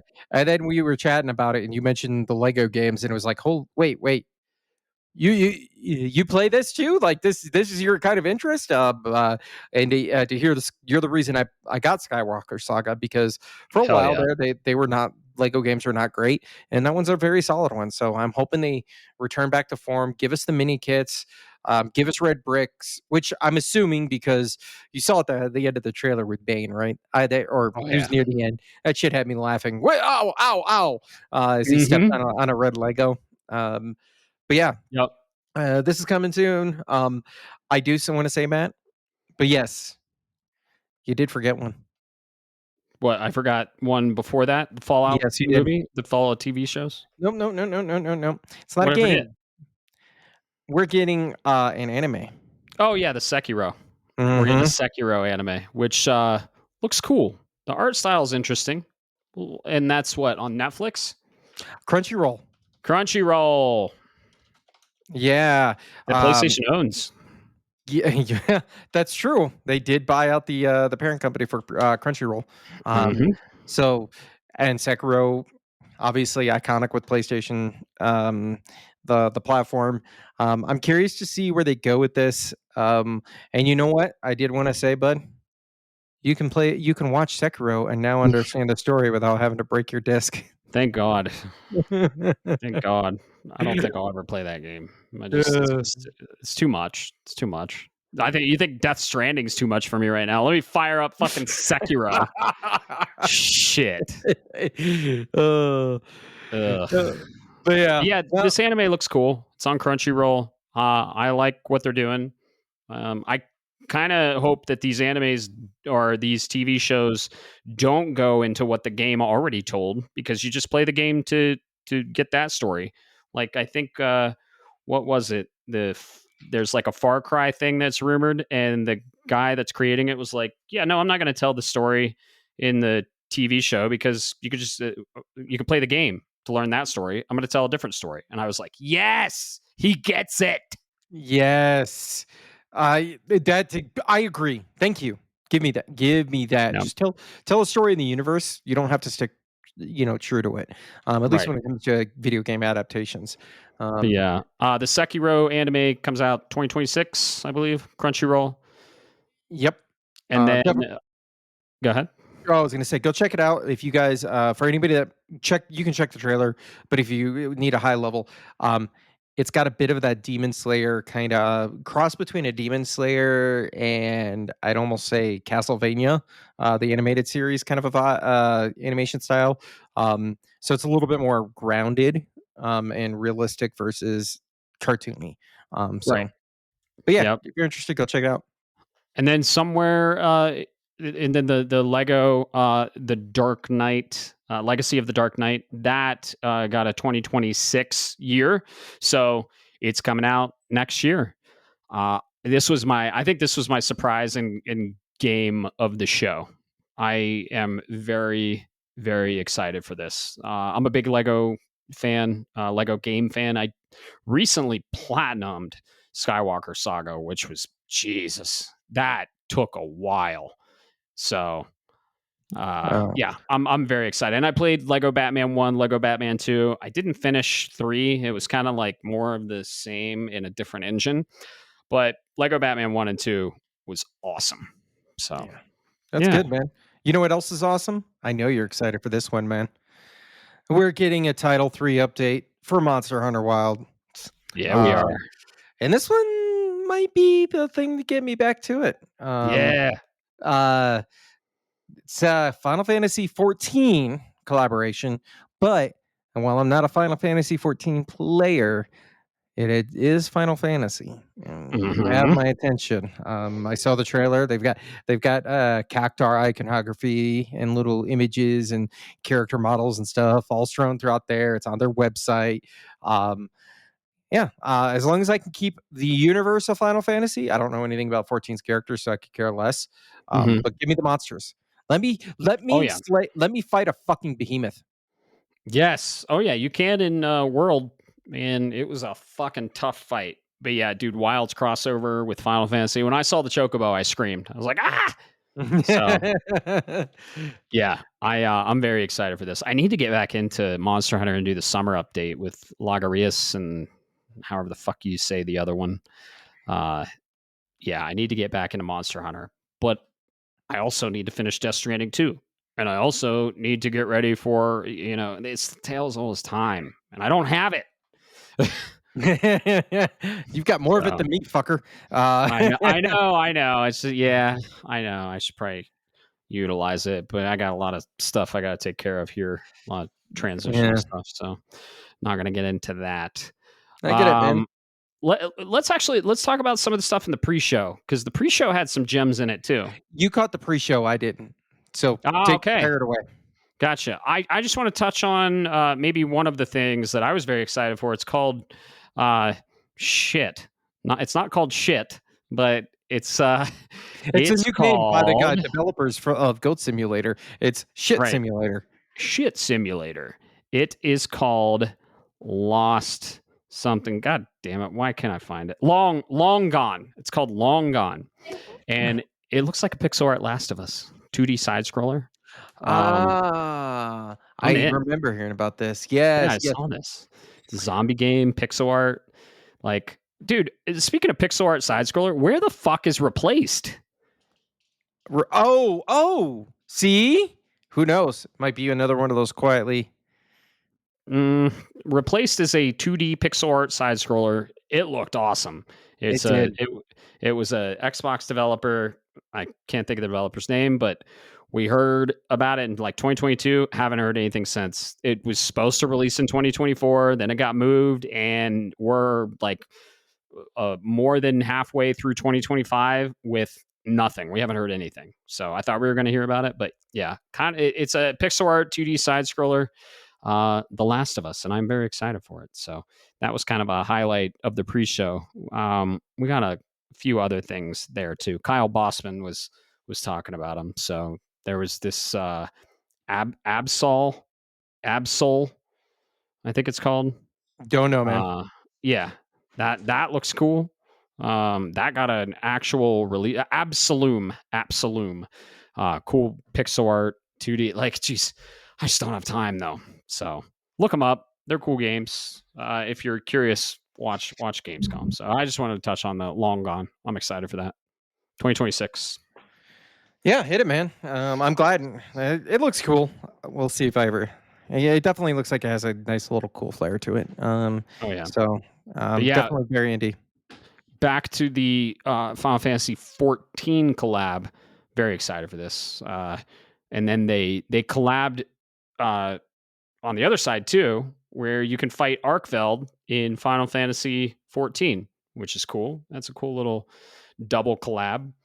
But yeah, I'm excited to see what kind of Final Fantasy stuff we get in Wilds, and I gotta jump back in. So we'll jump back in for sure. Yeah. Maybe. Well, like you said, time, right? Right, and that was announced, released sometime September or something like that. They gave us a month. Yeah, that they're giving us the month for that, and then they're announcing more that's coming later in the year as well. So you've got time for it, Yeah, but they're doing it at a bad time. It's a crowded window, and I wish them luck on that one, yeah, for sure. yeah. I have games highlighted during the pre-show. We'll go over them Oh, if yeah, you I was want. gonna say I've got it right here, man. Yeah, so go Um, ahead. Go yeah. ahead. The So the pre-show next. was cool.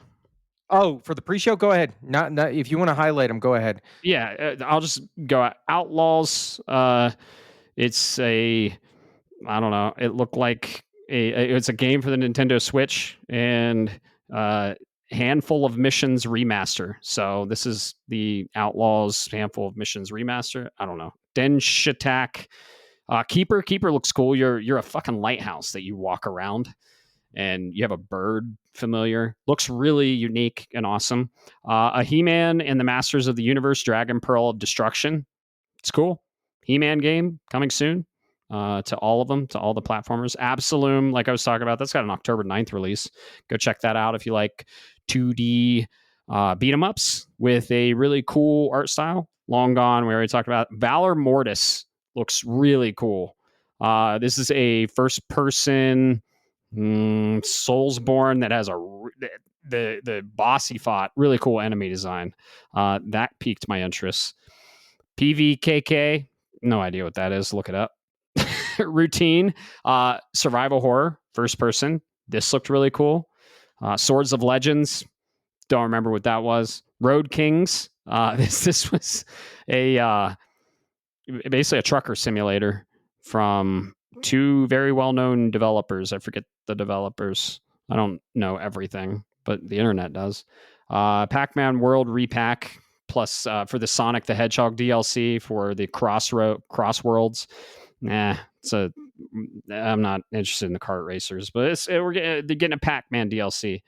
So yeah, that was just the pre-show. I just wanted to touch on them. I'm very excited for Long Gone. Valor Mortis looks cool too. So anything you hear, go look at the trailer. It's cool. So Yeah, definitely. There was some cool stuff in there. I thought it was a little cool to see the Sonic and Pac-Man racing thing kind of go along. It was a bit yeah, of a trip. It was a bit of a trip. Not the collab that I was expecting, but it was definitely a pleasant surprise. yeah, it's fun. Just that game, it's a living game and it has a bunch of DLC and it's a kart racer, and I'm just not interested. Fair So enough. Fair enough. just Um, it takes too much time. It takes too much time. yeah, it does. It really does. You know what else takes too much time? What? The next game on the that came off of the Off the announcements, the main stage, if you will. Oh See, yeah. you got my brain all kinds of messed up there, dude. Warhammer 40K Dawn of War 4 has been announced for 2026. This is a RTS in the Warhammer 40K series, well, rather their universe, one of their mini spin-offs. These games hold a little bit of a special place for me. I played the original Dawn of War and all of its expansions. This is what really got me into the 40K. I don't want to say lore, but yeah, the lore, the universe, if you will.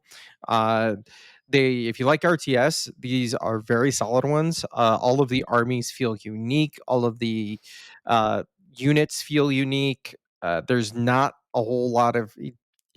I don't know if you're familiar with RTS, there, Bud.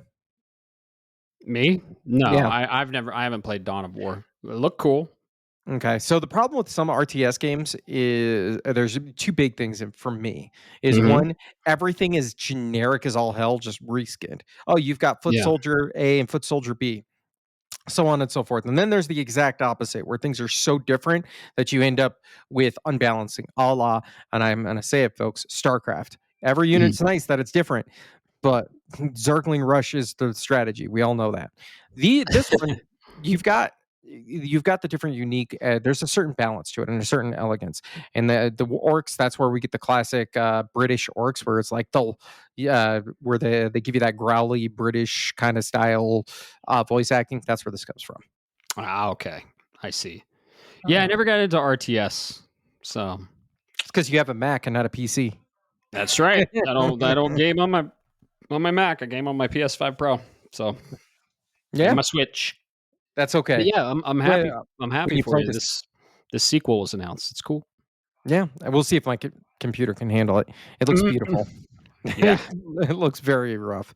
Right. All right. Well, anything else for that? If not, we got another nice big trailer that came in. An announcement that's already been. We already knew this game was coming, but it was nice to see more to that. And that's Animusha Way the Sword, hitting 2026 for pretty much every platform out there except for the one that wouldn't be able to handle it. Sorry, there, Switch 2. Womp Um, womp. womp womp. I gotta say, man, this trailer kinda sold me even more. Not like I needed to be sold. I agree. I really liked what I saw, and yeah, not that I need to be sold anymore. I'm very excited for this game, but it just reinforced my excitement for it, and it looks gorgeous. It looks like it has really cool, tight, fast paced, exciting gameplay, and I mean, yeah, it's got the feudal Japan stuff that we've been seeing left and right, but this has a unique flavor to it. And I think this trailer sold me even more for sure. I am in agreement with that. This was a really good showing, a lot of gameplay, and I'm very excited for this game. Yeah, it looks creepy as all hell, man. Yeah, This it just does. I love you saw like he slices the that one monster in half, Hmm. and then all of a sudden it kind of does that we're not dead yet. Uh huh. Uh, yeah, Yeah. I'm Cap. excited. 2026, man. Yep. Capcom. They they're hitting it out of the park with a lot of stuff. So I'm very excited for this one. Yeah. Next one. I don't know if this is your style. Well, this isn't your style. I don't know if you get anything for it. That was a quote unquote world premiere for Arc Knights Enfield, a Enfield. post-apocalyptic, yeah, Yeah. Enfield, post-apocalyptic anime style RPG Yeah. It that's looks like coming to another everybody. gotcha game. It does. That's Yeah, it's thank just you. gotcha slop. Yeah, there's like 5 of them that I don't understand. That like, oh, Genshin Impact is making so much money. Let's capitalize on that art style and let's show an awesome fucking game that would otherwise be incredible as a single player or even co-op, just like linear game. But nope, it's just gotcha bullshit. Free to play bullshit. Not interested. Next. I don't know if this is free to play, but it definitely has that art style. Is it not free to play? Dude, there were so many of these. Let's verify that. Sorry, Genshin's got me all worked up. Oh, you know what? You may be right. I see the Apple Store and Google Play, so Uh-huh. that does not necessarily mean so. Um, Confirmed. Free to play. fuck. Is it free to play though, Bob? Is it free to play? No. No, it's Oh, not. That sucks. yeah. I hate It's this. just all, dude. Yeah, go ahead. I don't want to be the guy to rant on this, but the race to the Let's bottom that rant. is mobile is pissing me off simply because there are some mobile games that are good. Hey, did you know there's an Octopath Traveler on the mobile? Yeah. And have you played it? No. It's legitimately not. It's not half bad. If they Oh, had done a little bit of extra, I would have paid him $15, $20 for it and played it till the end of time. Um, that's just a side. Sorry. is it? Do you pay for it or is it free to play? It is a free to play. See, Dude, but it's a solid game. I have two major problems with these games like Arknight's Enfield and Zenless Zone Zero and Wuthering Waves and Genshin Impact. Like, so one, anytime I see anime style RPG, I'm always like, "Ooh, a new Tales game," and then it happens to be this bullshit. And two, these games look really fucking cool and right up my alley, and they just are wasting all these assets on bullshit, free to play, gotcha, predatory, microtransaction laden fucking crap. So I can't stand it. And there were a few games like this. So Arknight's Enfield, if you're interested, go watch the trailer. And trust me, it's not free to play. Okay, they're gonna hound you. You're going to pay with your sanity and your fucking time. And your time is the most important resource you own. So go play another game. Yeah. Let it all out. Let it all out. Fucking hate these games. Well, speaking of more games that are coming, Europa Universal's 5 is open for pre-purchase. This is another one of the. It's the fifth one in this series. It's an RTS kind of war game. The downside here is this gave us no release date, not even a not even a release window, Matt. But you know what they did at Ah, the end, and this what? is what really pissed me off. Available for pre-purchase. Okay. Well, let us know when we're getting the fucking product we're buying. Yeah. That's going right back to this. They're going to get you one way or another. This is kind of like that open beta. Oh, or not open beta, but the early access. Stop paying early access, folks. I mean, Yeah, spend your don't money do how it. you want, but don't encourage developers to do that. Oh, it's been in Mm-mm. early access for 3 years on Steam. Yeah, don't do it. Look at, Uh, see what you're buying, and most importantly, know what you're buying and when you're getting it. yeah. So, Sorry, not for me.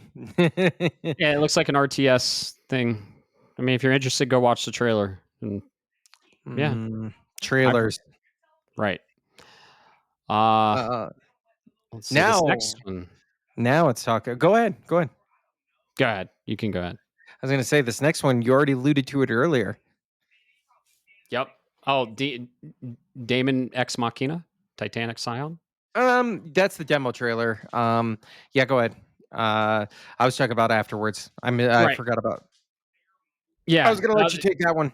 This looks cool. I don't think it's free to play. It looks like cyberpunk anime style third person action adventure. Looks cool. I'm probably not going to get it. I know it's either Demon or Damon. I don't know. Ex Machina is a series, so Titanic Scion is an entry in that series, and I know it's a pretty good series. So there's a demo out there. If you are excited for this series, go play it.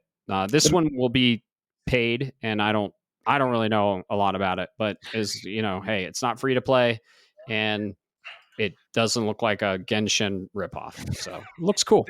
It drops in. Yeah, the coolest thing about it is it drops here. I don't know, the day after Ghost of Yote, or something like that, a day or two. It's September 5th. Great. Oh, no, that's not Ghost. Ghost is in October, but my point is it drops in September 5th. But you Great know what timing is window. September 5th? Chronos the New Dawn. I was going to say, what isn't at this point? Right. Yeah. You know what I'll be doing September 5th? Probably playing Metal Gear Solid Delta Snake You Eater. damn right, son. Yep. Yeah. These shows pretty much sometimes when they announce stuff and I see the release day, I just roll my eyes and I'm like, why? I'm so excited for it, right? It's exciting and the hype is real, but man, can people just talk? Can you guys collaborate, and just like alternate or just just alternate your release dates. Don't fucking like, dude, August alone. Gears of War 26th, Metal Gear Solid 28th, Lost Soulside 29th, Shinobi Art of Vengeance 29th. Come on. Anyway, what's the next one? Well, the next one's not a game trailer. It It is is not. no, it is not. We got a confirmation and a little bit of tease for the Fallout TV show series season 2. I watched the first couple episodes, but I'm not a big TV guy, so I'm assuming you watched all of season 1. I did watch all of season 1. It was good. I enjoyed it. I have never played Fallout games, so that's a fun fact about me. I'm not a big Bethesda fan, honestly. I love the shit out of Doom. You're damn right about that. But that's really the only Bethesda game I've played. I know Fallout is super popular. I'm a big fan of the lore and the environment and the environmental storytelling. And I was a big fan of season 1. So I know New Vegas is a fan favorite. I never played it. It's one of the best Fallout games I've heard. So, and we're going to New Vegas, and they gave us a trailer. So it looks cool. I liked it. I like the Fallout TV series. Yeah, it's funny you say that. You don't play the Fallout games, but you watch the show. I'm not saying I Yeah, don't I know. have any interest in the show, but I love the games. But do you know who? Speaking of New Vegas, you know who was the developer behind that, right? New Vegas? No. Who? Obsidian Entertainment. Oh, okay. Yeah, another Bethesda arm. Yeah, exactly. Yeah. Who that went on to make some. That's where they really got my attention. That's why I Gotcha. fell in love with the Outer Worlds and everything else they've done. I Except see. for Avowed, I haven't played it yet. Okay. I've heard mixed things on it. So, but yeah, this season 2 looks awesome. I'll probably watch it. So that is going to be, I believe it's on Amazon Prime. Yes, sir. Yeah. Yeah. So, yeah, so many fucking streaming services. It's turned into cable. Anyway, I'm excited for this. It looks really cool. Yep. Same here. Next one, I have no interest in playing, even though it's a very solid game. Indiana Jones and the Great Circle is getting DLC September 4th. Well, Indiana Jones is getting DLC September 4th, and it is and it is the Order of the Giants. Can we just not? I do want to say, lost aside before I cut this to you, is can we cut down on the naming conventions? Indiana Jones and the Great Circle, the Order of Giants. Like Right. you sound like a Japanese anime title. It looks good. I'm just not gonna have time to play it. So what about you, man? Machine Games. Yeah. I mean, the Wolfenstein series are fan. A lot of people love them. I never played any of them. I know they have the uh, identity of Doom. They play a lot like Doom, and I've heard really good things about Indiana Jones. Haven't got around to playing it. It's September 4th, so no, sorry. I'm not going to be playing it, and I haven't even played the original game, and I don't have time to play the original game. I mean, I hate to be negative with this, but man, it's just the time thing. It looks really cool. It actually piqued my interest even more on Indiana Jones. I really wish it was third person. I'm a big third person fan opposed to first person. Or I wish you could switch back and forth, like another game we're going to be talking about that I'm super excited about. But yeah, it looks cool. I would play it if I had the time. Let's just say that. Fair enough. Same thing with this next one, probably for at least for me. I'm assuming the same for you, mostly because I don't have a VR. This was announced earlier, but Deadpool is coming to MetaQuest, and we got a release date for November of this year, November 18th specifically. Yeah, this looks cool as well. VR is looking a little rough. They're not there just yet. I don't have the hardware to play it. I don't have the time to play it. I'm a big fan of Deadpool. Would love this game to come to actual consoles instead of the VR exclusively on MetaQuest 3. I'm not a fan of that, but love Deadpool. One of my favorite anti-heroes in the Marvel Universe. It looks like they're doing him justice in this trailer. I'm very excited this exists, but I don't have the hardware or time to play it. Yep, totally understand. Same here, man. If Yep. only I had the hardware and patience for this. Right. Speaking of patience, I know this game takes a lot. This next one takes a lot of patience, which is Mm. why I'm not on there. Um, World of Tanks got its 2.0 trailer. It sounds like it's the biggest update ever, being rolled out to the Asian Pacific area on September 1st, and then the rest of us here in the West are getting it September 3rd. So only 2 day wait time. I do want to say with this one, World of Takes is really takes patience, and I say that because it's designed to be very accurate, and very. I don't want to say the immersive sim, but you're kind of getting an immersive sim. There Yeah. have been, I don't know if you've seen those videos of these couple of college dudes that actually built out an entire tank. Um, and then they're playing World of Tanks while they're doing it. So they've got like 2 liter soda bottles they're shoving in to That's this like awesome. barrel, and then it fires, and somebody has to reach behind and everything. So Very coming if cool. you're a World of Tanks player, look forward to it. In September, September 3rd, early September. Uh, never, yeah, I never got into World of Tanks. I know it has a big fan following. I know it's kind of like a cult game, but yeah, this look cool if you're into tanks. Uh, not for me though. Not for me. This next one, I don't know if you have any interest in. I have a little bit. Um, and John Carpenter is, I guess, going to put together a game and tell a story. Toxic Commando, which is launching next year in 2026. They say early 2026, but is expected, but that could change. I know I'm interested for sure. Where are you sitting at on this, man? Looks really cool. Wish it was third person. Depends on when it launches and what launches with it, but I could see myself picking this up. It looked John Carpenter's awesome. He makes a lot of cool shit. So I I I'm interested. Yeah, Yeah, it I looks cool. it definitely has a little bit of that Left 4 Dead vibe to Hmm. it, which Yeah, I'm down for. yeah. Uh, I wish it was third person. So, but that's I fair. know survival horror and first person enhances the scare effect. It's just I prefer third person, but it looks Yeah, really cool. depends on the game. We'll get to that Right. later. Yeah. um, this next one is it's actually my I don't want to undersell or oversell this, but this was the surprise that kind of got my interest the most out of everything that I didn't know about or knew Mm, that I needed. Um, Death by Scrolling. Uh, this is a I don't know. I gotta check the developer. I'm sorry, guys. Um, same guy that made Monkey Island. Escape that's from it. Monkey Island. That's it. That's the word I was looking for.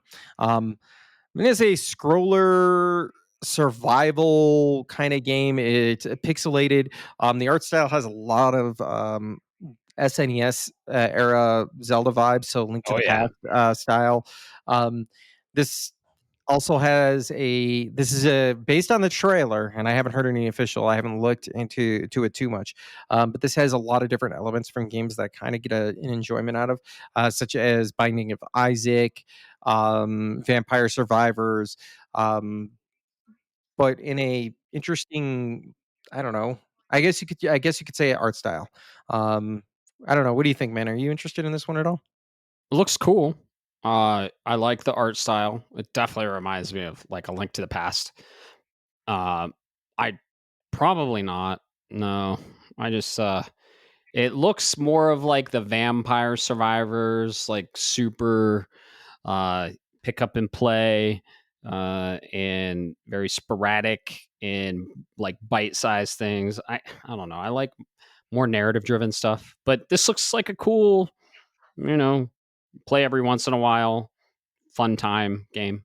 Probably Yeah, not for me though. fair But enough. so you're excited about it? Oh yeah, this is a Portal game, Very cool. 100%. Yeah. Oh yeah, for sure, for sure.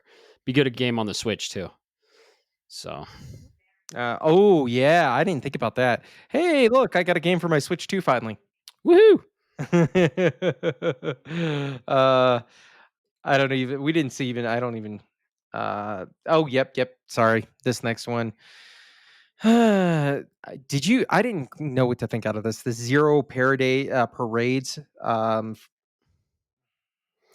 don't remember it. I'm gonna I'm gonna be honest. while you talk, I'm gonna watch. Yeah, okay. Uh, it's supposed to be from my understanding, it's an RPG in a 80s kind of futuristic, which is interesting because we've got the Heretic Prophet Oh, coming soon. this is Um, from the dudes that did Disco Elysium. is that who that is? Yeah, this actually looks really cool. I didn't play Disco Elysium. I just never got around to it, but this actually Disco Elysium got really it was very critically uh reviewed, and Yeah, it got really good I don't know. A lot of people liked it. yeah. I'd be curious. Received. It was critically received. Jesus. Um, and Zero Parades is their next game, and it looks like in the same art style, and it looks like a mind fuck. So yeah, this actually piqued my interest, but depends on when it releases. When it releases.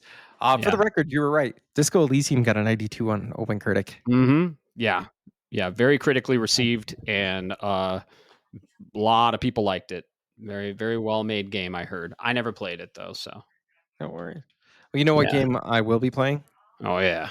Oh yeah. This game uh, looks sick. our next one. This trailer got me sold, man. That's Mhm. Ninja Gaiden 4. Uh, I'm here for Ragebound. The fact that we're getting a 2D side scroller and a 3D Ninja Gaiden game in the same fucking calendar year, Mhm. but is amazing. October 21st, more love to it, more of a tease. Did I mean I was already sold.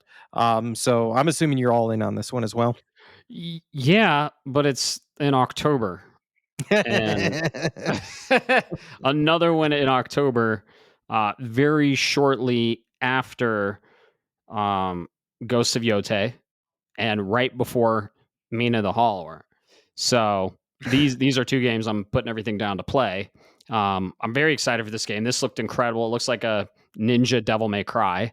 It's the fourth entry in the series. It looks very pretty. Looks like it has awesome combat with a lot of tools at your disposal. Uh, I'm really interested in this game, but it's one of those like it's coming out at a really bad time, unfortunately, and I doubt I'll play it on launch. If I can beat Ghost in 2 weeks, which I doubt, uh, I'll probably go from Ghost to Mina. So yeah, it'll be one on the list for sure that I will visit. It's also the fourth entry too, and I haven't played any of the 3D Ninja Gaiden, so that's kind of like a bit of a hard place for me too. Like, should I play the first, second, and third one before I play the fourth? Probably to get some good insight and material for the fourth one. So that might be my pass on this one. But what I saw looks so fucking cool. So fucking bloody and gory and just Yeah. the game looked fast. Mm-hmm. Extremely like it's running 120 hertz fast. Oh yeah, very Uh, fast. I heard these are really hard games too, and I still have to play Ragebound, which is my preferred way to play Ninja Gaiden. So yeah, I'm all in on this, but man, I'm probably gonna have like five backlog games by the time this releases. So yeah, very interested. Probably won't find the time to play it, unfortunately. mm, yeah, I agree. This next one, it's coming from NC Soft's newest project, their MMO tactical shooter. Talk about a mouthful of genres. Cinder City, MMO, tactical shooter online. So a shooter online and an MMO. Hard pass. That's like so many genres that I don't want to feel the toxicity of. So Where you? I'm assuming you're with me in the same boat. 100% with you. Hard pass on the genre and the description. The environment looks cool, but yeah, a hard pass on the structure of this game. So it looks cool, but yeah. Yep. I hate to say it, but probably another hard pass for me. This next one, Time Takers. It's a multiplayer shooter. It's free to play, coming soon. But based on what I was able to gather out of the press releases and the trailer, when you get kills, you get additional time, and you want to be the last person standing.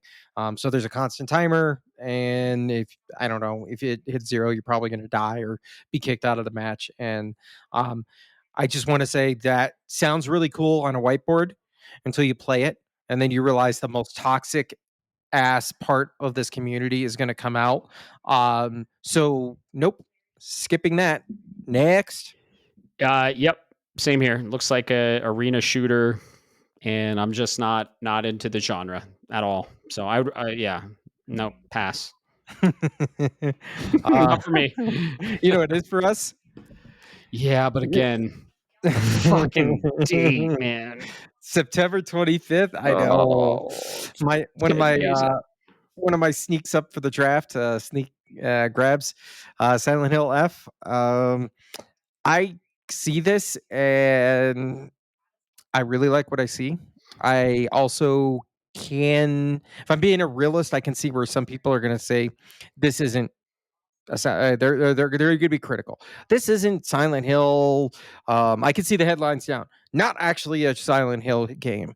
Focuses on the wrong thing, or just some bullshit, right? Why choose a Japanese girl? Or the horror doesn't hit, and I'm like, guys, you didn't even look at the setting. If I get a chance to play this, I'm all for it, man. The trailer, I don't need to see any more trailers. I already sold. I'm definitely sold. This game looks awesome. It's in the Silent Hill universe. It's Konami's bringing Silent Hill back. I'm all for it.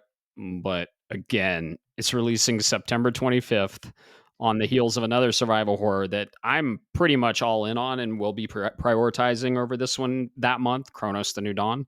But then it's like almost a week after Borderlands 4 and 5 days before Final Fantasy Tactics Ivalice Chronicles. Yep. So again, very excited for it. Can't wait to play it when I can. I'll get to it when I get to it. It looks awesome. It looks scary as hell. But my survival horror, dude, I think I might not even be able to play Chronos on launch because of what's launching right before it. Which is Metal Gear Solid Snake Eater. So it's probably going to be my October game. So, I mean, dude, I'm just building the backlog. That's all I'm doing. So, but it looks really cool. Looks really scary. And I like the Japanese setting in the 60s, I believe it was. Correct. Japan didn't, they weren't doing very well in the 60s. Let's just say that. It looks cool though. Nothing happened. Yeah, nothing happened in Hiroshima. Not laughing about it. It was a tragic event. Okay, it's World War II. We bombed Hiroshima. For those of you that don't know what we're talking about, tragic event. A lot of lives were lost. Yeah, we're not laughing about that. Just Japan got hit in the 60s with a bunch of stuff, and this is when it was set. Hey. So very psychological horror. Silent Hill plays on the psychosis of your mental state. So you can't even play Silent Hill 2, right? The remake, it fucks with you too much. But I think that's probably Blooper Team more than anything else. That's true. But I mean, let's give Konami credit, right? Yeah. They did take from the blueprint of Silent Hill 2, and it was originally created by Konami. So that's true. Yeah. Now Chronos, that's going to be their own thing, and I'm super excited for that. But yeah, Silent Hill F, very excited for it. Can't wait to play it. I'm gonna put it on the backlog. To the backlog you go. Yeah. Speaking of Japanese, I don't want to say horror, but very Japanese games. This next one, this is the one that you and I were joking. We couldn't pronounce it. La Divina Comida. La Davina Divina Commedia. Comedy. So I couldn't even read it. Like the logo came up, and I'm like, what the fuck does that say? It's like those metal bands when they do all the shit, like the crazy font, and you're like, what the fuck What does the that fuck say? is That just looks like someone carved a bunch of shit. But dude, I thought this was I first thought this was Dante's Inferno remake. Look like it. I could see that. Looks cool. Looks cool as fuck. It all right. I don't want to. The developers worked hard on it. I get that. It's a passion. You can tell it's a passion project, and it looks cool. The problem is, how many other games look like this? Right. I mean, it could have been a Bloodborne sequel. I don't know. The enemy design was pretty unique. I'm actually really excited for it. Ironically, it's based off of Dante's storyline. Oh, that So makes sense. the 9 circles of hell. I think it's 9 or 7. I don't know. The 7 circles of hell. So that's fucking cool. I'm in on this. Depending on when it launches. It says it's only coming to Steam though. Well, fuck. If it comes to PS5, I'll be excited. Yeah, I will. We'll see. All I gotta say, man, is surrealism with monstrous creatures, Japanese setting, Souls-like combat, sword. How many games did I just fucking describe? Okay. Yeah, exactly. It's 9, by the way. 9 circles of hell. 9 circles. Okay. Yeah. Do you know what the inner ring is? It's just like ice. No. Yeah. I thought it was for people who play Roblox. Yeah, there's a special circle in hell for people like that. Yeah, 100%. But yeah, ironically, I thought it was a Dante's Inferno remake, and it's technically a Dante's Inferno game. So that's cool. No, that is pretty cool, man. Yeah. Maybe I'll check it out. I'm in. This intrigued me. It looks cool. Looks like Bloodborne combat with the Dante, the Divine Comedy storyline. That storyline's fucked. And really cool. So yeah, this was probably one of the highlights. I like the new IPs getting announced, and I'm excited for this one. So I want to know more. I don't even know if what we saw was gameplay. Who knows? It could have been pre-rendered, but I want to see more of this game, and I want to see if it comes to PS5. So yep, I agree. Speaking of highlights of the show, this is one of them. We got one of 2 this week trailers and discussions and dive Chronos the New Dawn. This game was announced earlier this year. It's coming September 5th. This is from Blooper Team. They've made a handful of horror style games with pretty middling. I don't want to say bad, but like good. Somewhere in the medium. Yeah, that's somewhere in the medium. And as we know in this industry, good is not just doesn't cut it anymore. It's funny because their last title they actually made that they didn't remake was called The Medium. Oh, that's true. Yeah, that is. Pun intended. Yep. Pun intended. They are coming off the heels of an incredible remake, which was Silent Hill 2. But yeah. Yeah. If you guys haven't seen if you guys out there, your listeners haven't seen this, it is a psychological survival horror with all kinds of cool mechanics. So you didn't see the trailer earlier, Matt, but the idea is I kind of want to stay dark on it. I'll keep my mouth shut because the more I hear, the more I'm like, oh my god, this game looks it sounds awesome.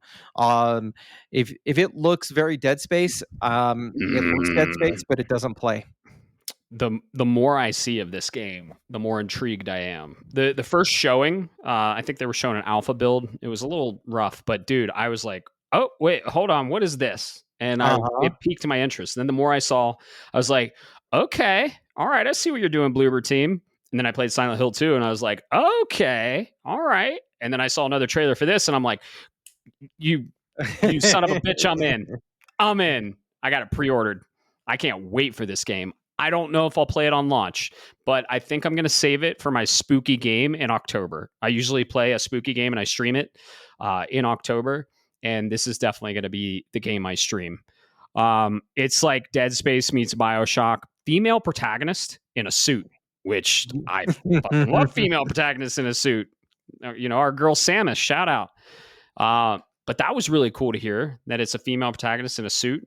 And yeah, I'm very excited for this game. And just everything I keep hearing about it, I kind of started going dark on it because I was like, I'm in.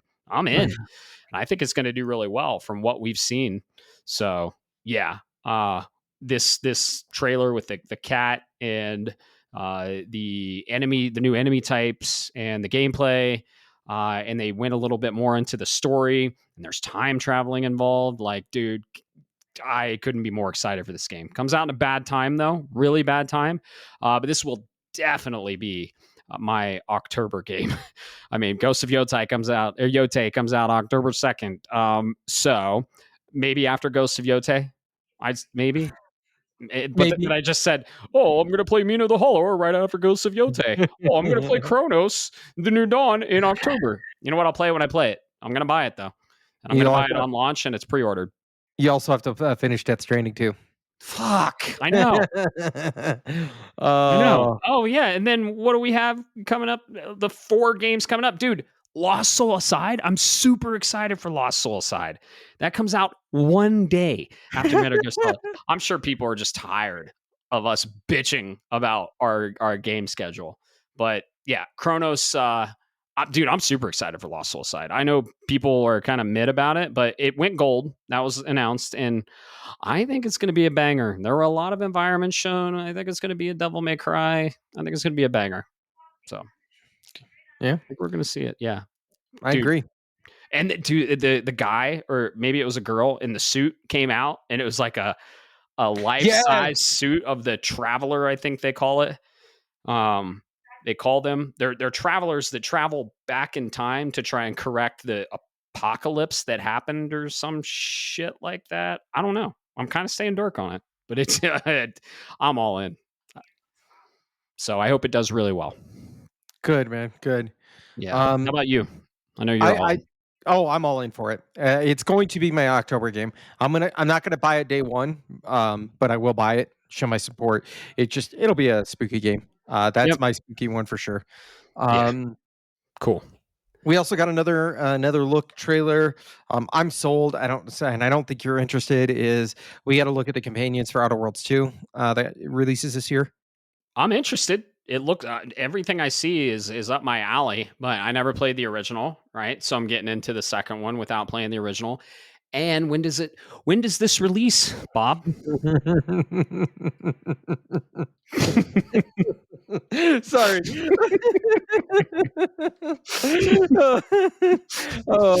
Sorry, folks. I'm just laughing because it releases October 29th, spooky season. Sorry. Another bad timing. I like what I see though. It looks really cool. Kind of reminds me of Ratchet and Clank a little bit. But you played the original. Is it looking cool? Yeah, it looks amazing. These are Fallout games, but these are the Fallout games that are more bite-sized. So they're not extremely linear, but it's not like you get dropped into a map that you can spend 200 hours in and find every little Easter egg, right? I think the original one I maxed and I did everything I could in like 60 hours, give or take 50 to 60. So they're bite-sized compared to regular Bethesda style games. Sure. Yeah. A little bit of Borderlands in there with corporations taking control and trying to manipulate the populace to gain a leverage. That's so cool. Yeah, I know you're super excited for this one. If I get to it, it's on the list. Right. Yeah. The struggle. It'll be interesting to see what we actually hit in August, September, and October. We're midway through August. So it'll be actually interesting to see which ones like pique our interest the most and which ones we choose out of the Borderlands 4, right? We're playing that day one. But it'll be interesting to see what makes the cut, right? Mm-hmm. I agree. We're going to find out in the next month or so. Yep. Let's see. We could probably skip this next one. And We got to. let's just touch on it. It's called Enzoi Island Oh, Getaway I was DLC. gonna. Yeah, I was gonna touch on it. It's free DLC if you're into In Zoe. Never heard of it. Looks like a Sims game. Oh, cool. Yeah, based on what That's I could cool. gather out of it. Looks cool. Yeah. I'm super excited Ooh. for this next free to play anime style hero shooter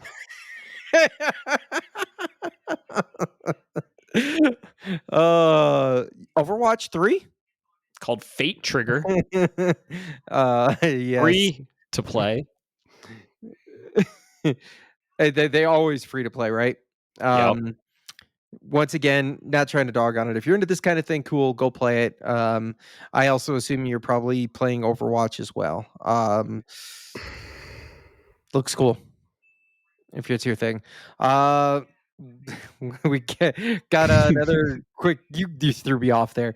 We got a trailer for a early access reveal for Moonlight 2: The Endless Vault, which is coming to early access. Once again, I hate this, but okay, in October 23rd. So not only you're releasing early access, which I already don't like as a premise, you're releasing into a very crowded window. So do you know what happened that we called a long time ago with what would happen? Grand Theft Auto got delayed. Uh-huh. Everyone thought they were going to hit the early fall holiday season, and then they're like, "Nope, we're going to March or May or whenever the fuck it releases," and everyone's like, "Ooh, let's release in October." That's what's happening here. Yep, that's exactly it. This is Because yeah, Moonlighter 2, the Endless Vault early access. And then go ahead. I was gonna say, and you know what I think really sucks is, all right, so this one hits early access in October, but we have some other indies that are hitting. Right. You got to think about it from a perspective and take a moment and a break from the Gamescom. Here Sure. is with GTA 6 delaying to next year, that means the big guys come in. That's when Mhm. everybody, all the big publishers start trying to fill up that slot because there's a void. Right. Right. But do you really think the developer for Moonlighter 2 really cared about the release date of GTA 6? Because they're putting out Right. their game as a passion project. The developer very well knows they're not competing with GTA 6. And it If looks you look, cool. yeah, and it looks cool.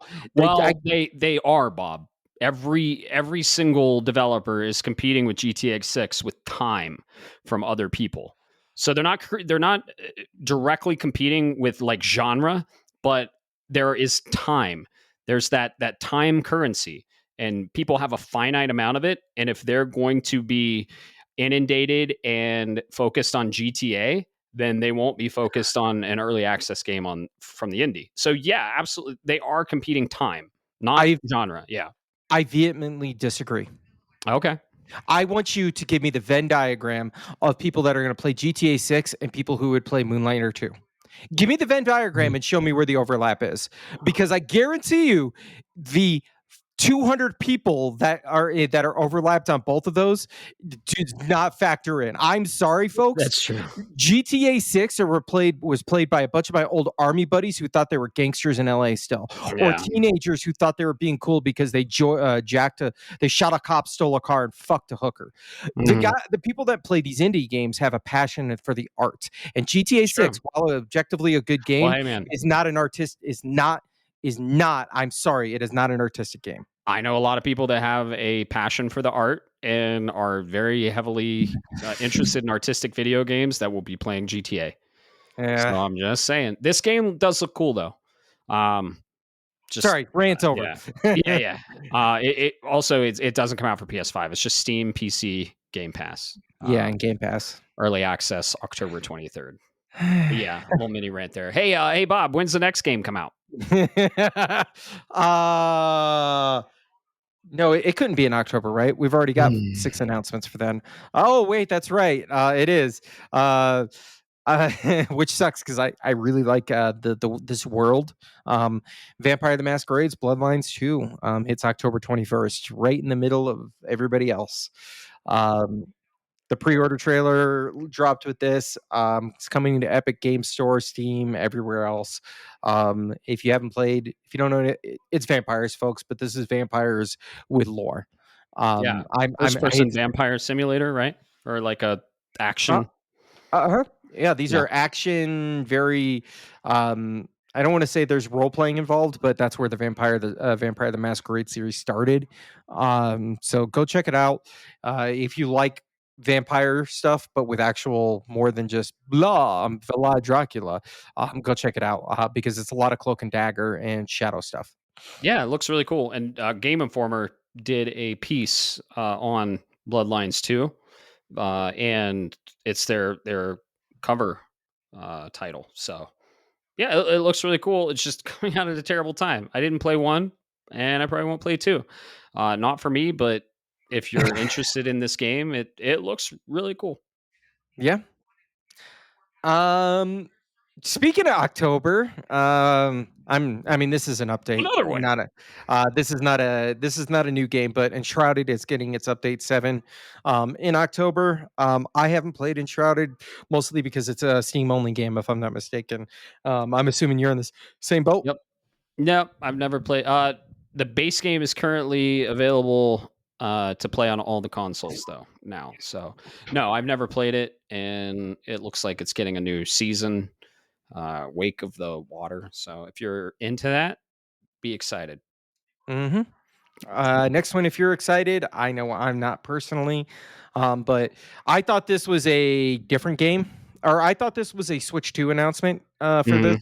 Mhm. But KCD2 is getting its first, I think it's its first DLC. Correct me if I'm wrong. Legacy I of the think so. Forge. And guess what? Hey, Matt, it's coming out in September.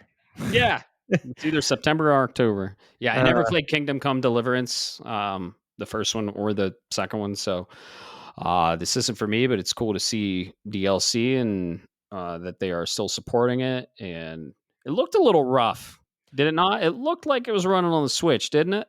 I was gonna say that same thing because I've heard so many good things and I've seen trailers of the base game, and that did not look like the base game. That looked very, very unpolished. Right, I think is the best way to put it. right. So I'm glad you caught that too. yeah.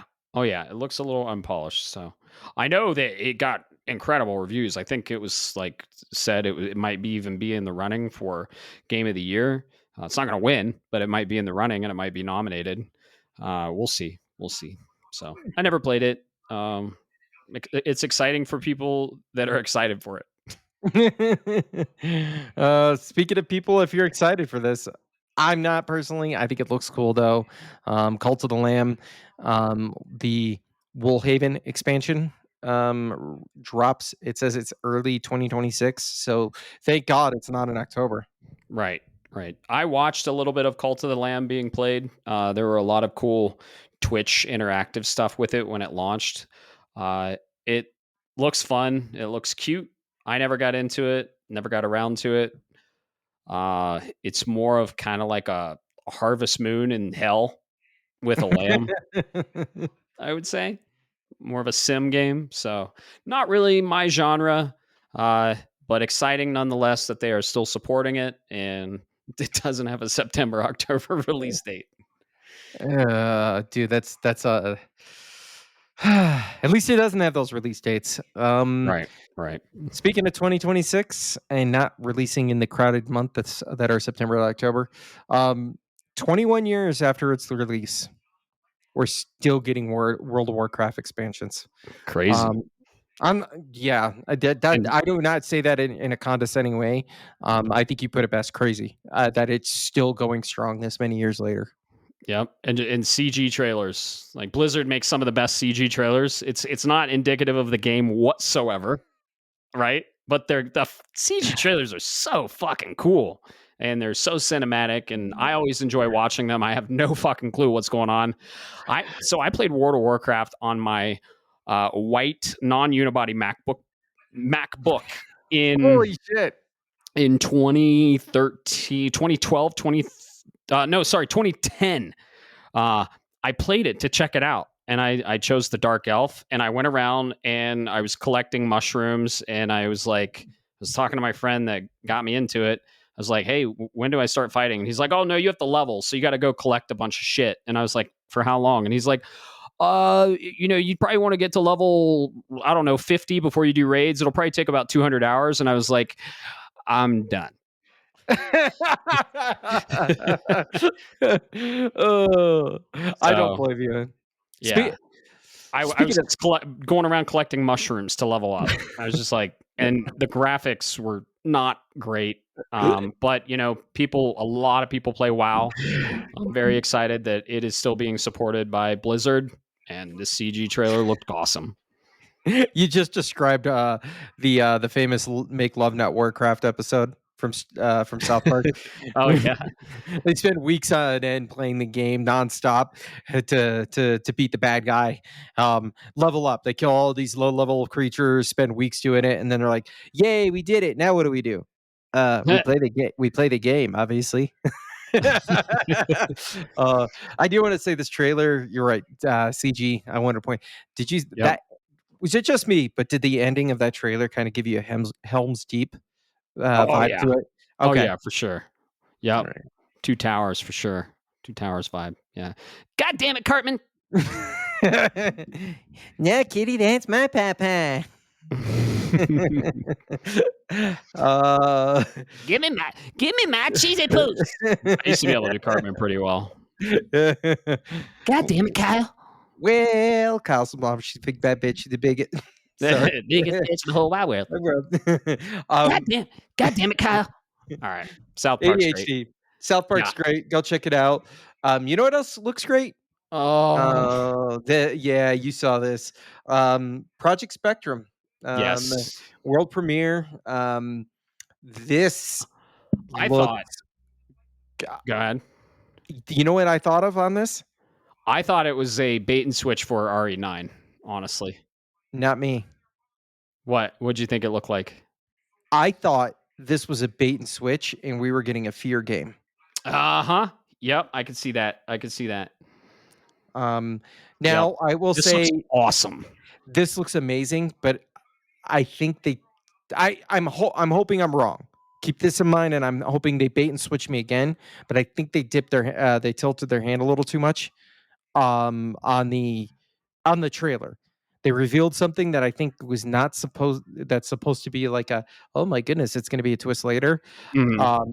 Maybe I'm wrong, and maybe there's something more to it, and I don't want to say beyond that because I don't want to point it out and ruin it. But this looks fucking awesome. I thought it was a fear game at first, and I'm still down for it. Hell yeah. It kind of reminded me of the premise of, did you ever play the game Carrion? No, I can't say I have. Carrion is a pixel art, and you're like the monster going around the lab killing everyone. So the big twist of this trailer, of course, is you're the bad thing killing everyone, and you don't know it. And I'm very intrigued in the story, and it definitely gave me Resident Evil vibes and Fear vibes, like you said. So don't even have a name for it. It could be a Fear game. Well, no, they already announced the developer. But yeah, it just has a code name, Project Spectrum. So I want to see more on this game for sure. This was very, very enticing and intriguing. So, yep. Right into another game that. Yep. I'm sorry. I'm not trying to be mean. Just not for me. Not for me. World of Tanks Heat. It is available. It'll be available on everything. No release date has been revealed, but you can wish list it. Which, by the way, did you get that? Add to your wish list now. Vibe from everything. Oh yeah, yeah. It's how they gauge excitement and hype and pre-orders and stuff like that. And I think they get more funding from the publisher based on how much is wish list. So that's why people are promoting that and asking for that. Yeah, I hate that. I do too. So yeah, but yeah, World of Tanks Heat on all the platforms. Yeah, this next one, I don't know if it's for me. This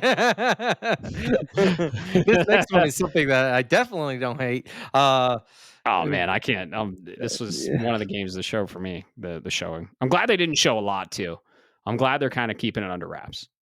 Yeah, absolutely. For the uninitiated or who aren't following along, we're talking about RE9 Requiem. Um, dude, I didn't need to see anything else, but Mm-mm. this is my 2020. This is my most anticipated of 2026 so far. Um, Hmm. I would. It was, but now a game that's probably going to get delayed into 2026 uh, is my most anticipated 2026 game. Right now, it is my most anticipated for 2026. But if what I think is going to happen, Prime 4 is going to be my most anticipated. But this is just, yeah. Oh my God. I fucking love Resident Evil. I saw a little bit more on like the gameplay, and I wish I wouldn't have, but I did. And I legitimately think I might get scared in this game. I don't usually get scared. I played Silent Hill front to back, and I throw my headphones on. Sometimes I crank the volume in like a dark as room as possible. I get immersed in this shit. I played Dead Space like that. Didn't get scared once. But dude, the demo I saw and the stuff they were explaining, like first I watched a little bit of it and I was like, I don't want to watch anymore. The enemy that stalks you throughout the first, did you see her? dude, Dude, she looks wicked. wildly. Uh-huh. This is It's this is what can I yeah. say? And the Uh, lighting in this game, man. Holy shit. I'm very excited for this game. It's day one. I'm pre-ordering it. Day one, putting everything down for it. Releases late February, thank God. And but usually February's packed, but this will trump everything else for sure. Yeah, absolutely. I will say what I really appreciate about this, because everybody keeps talking about Leon, and I love Leon. Don't get me wrong, I think but it might have been him on the phone. It might have been him on the you're phone. not the only one Yeah, who give it, said you're not the only one who said that. But I do want to give it to our appreciate boy. Give it to that us, Alyssa seems Alicia. Yeah, or Alicia. That's a I know she's an FBI analyst and all that, but think about it. Look at her in the trailers. She looks like one of those I get scared really are easy. you I don't talking want about Alicia or Grace? to Alicia is Grace. yeah. Sorry. You're good. You're good. Yeah, she looks like she's scared all the time. Like, oh my god, there was something that jumped, and that I want to appreciate. I take a moment and say, as long as they don't overdo it, that's very appreciative because it helps them bring the fear out and with the and bring the immersion to a new level. Dude. They did that really well in RE7. The rest of Yes. RE7 was meh. It is what it is, right? I'm not gonna split hairs with people, Sure. but what they did with him in that first game where he was just basically I don't want to say a big bitch, but he was a big bitch for the first part of the game, Mhm. really made me like that was the first RE that I legitimately was scared with. Oh yeah. Did you see the mechanic they're implementing in the gameplay for her fear factor? Like Oh, if she gets too, do you want to know? don't give me hope. If she gets too afraid and she tries to interact with something, she'll stumble a little bit and just give you that extra 2 seconds when something's fucking just stomping down the hall ready to bite your Oh, head off. Like she stumbles and she'll like hold the wall if she gets too afraid. Uh yeah. Dude, we're gonna have this real scared little girl that doesn't have a gun or anything. It's gonna be super survival horror. And then they're gonna tease Leon a little bit. He's in there. He's there for some reason, probably for them. They did this in 8, and they did it with Chris Redfield. yeah, that's fair. They're gonna do it. Yeah, but if they do like they did with Chris Redfield, where Yeah, don't. Yep. I'll keep my mouth. That was an incredible twist on that. And I got you things were to like, say. what the fuck is going on? Why is Chris doing this? But then it's all explained in the end. Oh, Yeah, that was just 8 is top 3 Resident Evil for me. 8 yeah, is but so good. I don't disagree, but I got things to say about what you're leaning to. We can talk later. Yeah. Not because it's spoiler territory, folks. It's not that I'm trying to hide anything from you, but I Right. don't. I also want to hide stuff from a game you may not have played. Yeah, we don't Uh, we don't want to spoil anything on this. And 8 has some huge twists and turns that I can't wait. Like we've only seen a small slice of what this game, RE9, RE Requiem, is going to offer. And I mean, if they announce anything else about it, I'm probably going to stay dark because these mhm. are games you want to stay dark on because they are scary, and the biggest fear factor of anything really is the unknown. If you know something, you're less scared of it. That is And true.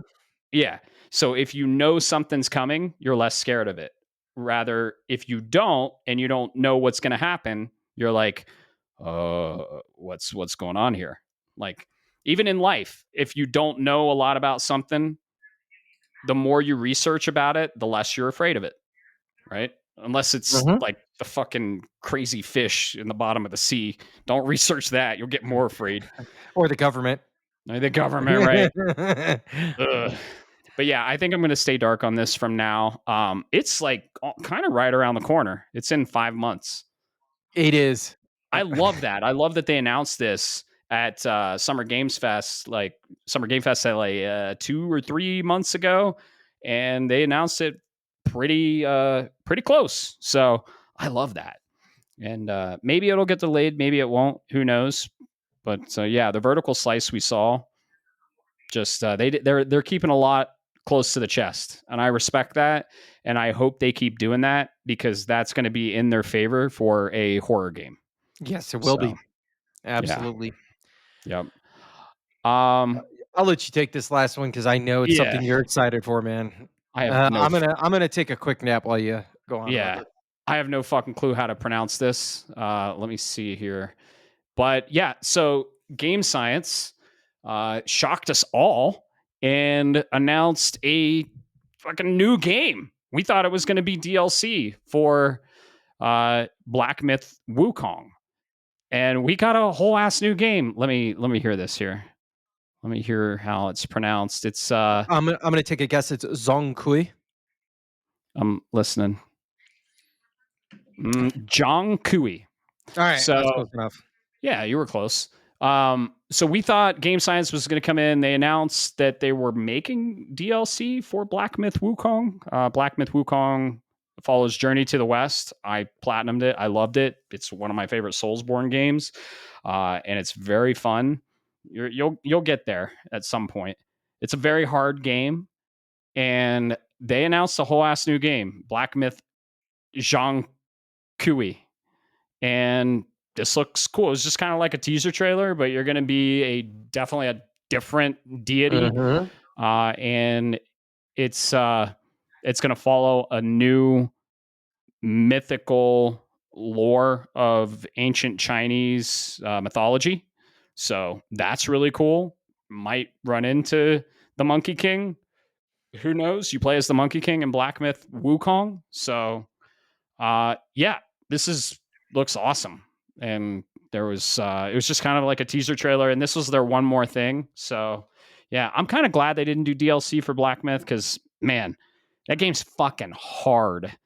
And getting back into it, that's my struggle. We have the Liza P DLC still to play, and my struggle is that game is super fucking hard too, and I don't know if I can like jump in and get right into it and play that DLC. Like that's the struggle with the very hard games where you have, you know, your muscle memory and you have all the buttons and then you have to relearn it, like putting it down for almost 2 years it seems like.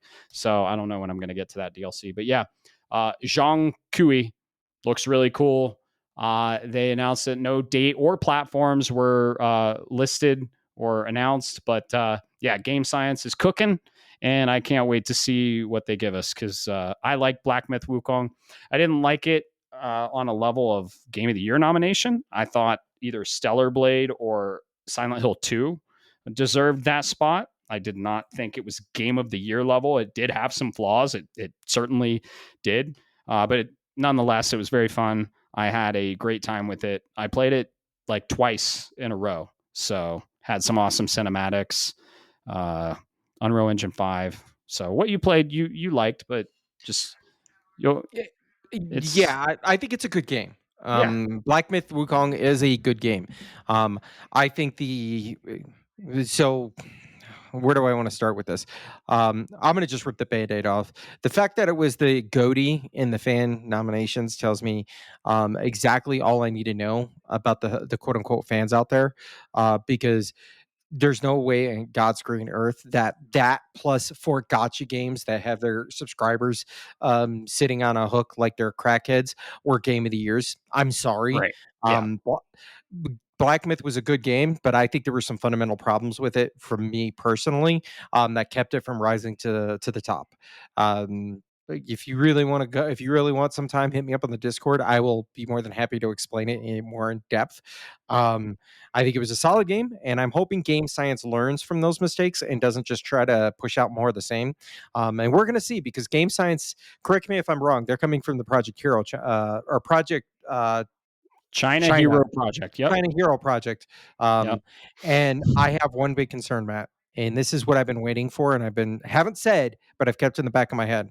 What? What happens when these Black Myth Wukongs, for example, one example, start to hit the ground? Will the developer take their time and think about what they did and improve upon what they did, and go for it, or will they Mhm. churn out a sequel and we'll get sequelitis? Right. That's my Yeah. concern with what we're going to see. But time will Well, I tell. think. This is early. We don't have an announcement date. We don't even have gameplay. Yeah, no, it was just a teaser trailer. I think it was a CG. I don't. It might have been an engine, but yeah, super early to announce it. Probably too early, honestly, but exciting nonetheless. That we're getting another Black Myth game. So Yeah. with a really cool protagonist, it looks like. So This one does look good. I like that. The whole monkey thing was a little off. Yeah, I don't know. I don't want to say it was off-putting because that sounds racist and mean, but it just wasn't a vibe I was looking for. Okay. it was fun jumping around, and I like fast paced, fast protagonists that instead of like blocking, you dodge. So that's what I liked. Yeah. Oh, that's the fundamental difference. I that was my one of my biggest issues with the game, was Hmm. the only way to quote unquote avoid damage or deal with it was to dodge. And I'm Hmm. like, where's a parry? You have a big staff. Where's your parry? Oh Yeah. no, I gotta go. You get it. Wah! And I'm You get like, it. You didn't go get far enough to get it. eh. You do get Yeah, it though. yeah, if I have to earn it that way, then it's not a core mechanic, and you can fuck off. Right. Right. I hear you. I hear you. One day you'll finish it. Maybe. Probably not. Time. I'll Um. tell you when I can finish it. September or October of this year. Yeah. Nothing's coming out then. But yeah, dude, Gamescom, that's everything that was announced at Gamescom. I thought it was a solid event. Um, in my opinion, I feel like it was like a good. It was an opposite sandwich where the meat was on the outside and the bread was on the inside. Like it started strong and ended strong, but in the middle there, it was a little. Yeah, I could see that. What I think was made this really good, was if I see a show, one of these events, and I see, oh, that's for me, that's for me, that's for me, I start to get worried, because then I go, okay, I know I'm not every gamer out there, right? Mhm. I don't play COD, I don't play da da da da da. So then I start to get I start to get worried, because I'm like, what else is going on? But this was really good because it was paced. I had time to process what I just saw while they announced the next gotcha game or expansion DLC to an indie that I've never heard of and all that. And then we come back and it's like, hey, guess what, Bob? Here's a sniff of something else, and then I get time to process it and think about it and whatever. So I think that was really good in terms of pacing. Yeah, I agree, and I like how they showed the game. They usually showed gameplay, and then they brought out the developers and they talked with them for a little bit. I love that, and you're really like getting a sense of a look behind the game and how the sausage is made, if you will. But yeah, I thought it was a great event. I would give it a B plus. Honestly, it was great. There was a lot of gems in there, a lot of stuff I'm interested in, a lot of cool surprises. Like, dude, Lego Batman, uh, the Arkham Chronicles or whatever the fuck it's called, the Lego Batman game looks really cool, and I am very excited for that. That's a day one for me. Giving me the Arkham Kombat in Lego form. Are you kidding me? With some Dark Knight storylines and the Batman storylines? Yeah. We're going to see maybe some Michael Keaton storylines, maybe some fucking Batman Forever storylines. Who knows? Just give me all the Batman in an open world Arkham and give me the mini kits. So, yeah, I thought it Yeah. was a solid show. What grade would you give it? I will say, so I got two things to say. One, I'd give it about a B. Mhm. I think there were some things that they could have improved upon. Um, so like I said, there's plenty there for me. There's plenty there not for me. That's okay. I think the pacing was pretty good. I think they could have changed it up just enough. Maybe paced out some of that because like you ended up with the RE9 into Black Myth, and then the other couple of games that came before, and it was like, okay, holy crap. Let me calm down here for a moment. So I think they could have at least paced that out a little bit. I do Yeah. want to say final thoughts for Gamescom. You said you haven't seen anything from today yet. All right. Chronos? No, no, no. Well, so there is Pragmata. There so was some there is more. Pragmata gameplay I There's some want to look at too. Pragmata. There's some more Chronos. And then there's another one I highly recommend you go check it out. I dropped it in the Discord for everybody. Okay. It's called Wild Blue. It's Mm. by Chuai Labs. This is the Star Fox game that we never got. Oh, you got my attention there. Does it release in September, October? No, it's to be All right. announced. I'm in. Looking at it, I'm like, I look at this and I'm like, holy shit! There's a Steam page for it. Yeah, Very you can cool. go look it up with trailers and everything, and it is. They basically say they're inspired by Star Fox. Oh, hell yeah. They did come out. Definitely go Beautiful. check it out. That was my for those that didn't know. Today was the Future Games with I can't remember her name. I am so sorry. I want to say Rebecca, but I don't remember. She voiced Lady Demascu. Oh, yeah. Yep. Um, and the Dimitrescu. the legendary hey, you're pretty good. Oh, yeah. David Hayter. Yeah. Nice. Okay. Hosted by them. Yeah, there was so much announced, and there's still stuff to be announced. Gamescom is a multi-day event. We don't have enough time to cover it all, so we'll cover as much as we can, and we'll talk all about it on the Discord, and stuff we didn't cover, we'll throw links on the Discord. And yeah, I thought it was a solid showing overall. Celebration of games, always down for that. And they showed a lot of games, which I appreciate. We went through like 30 or 40.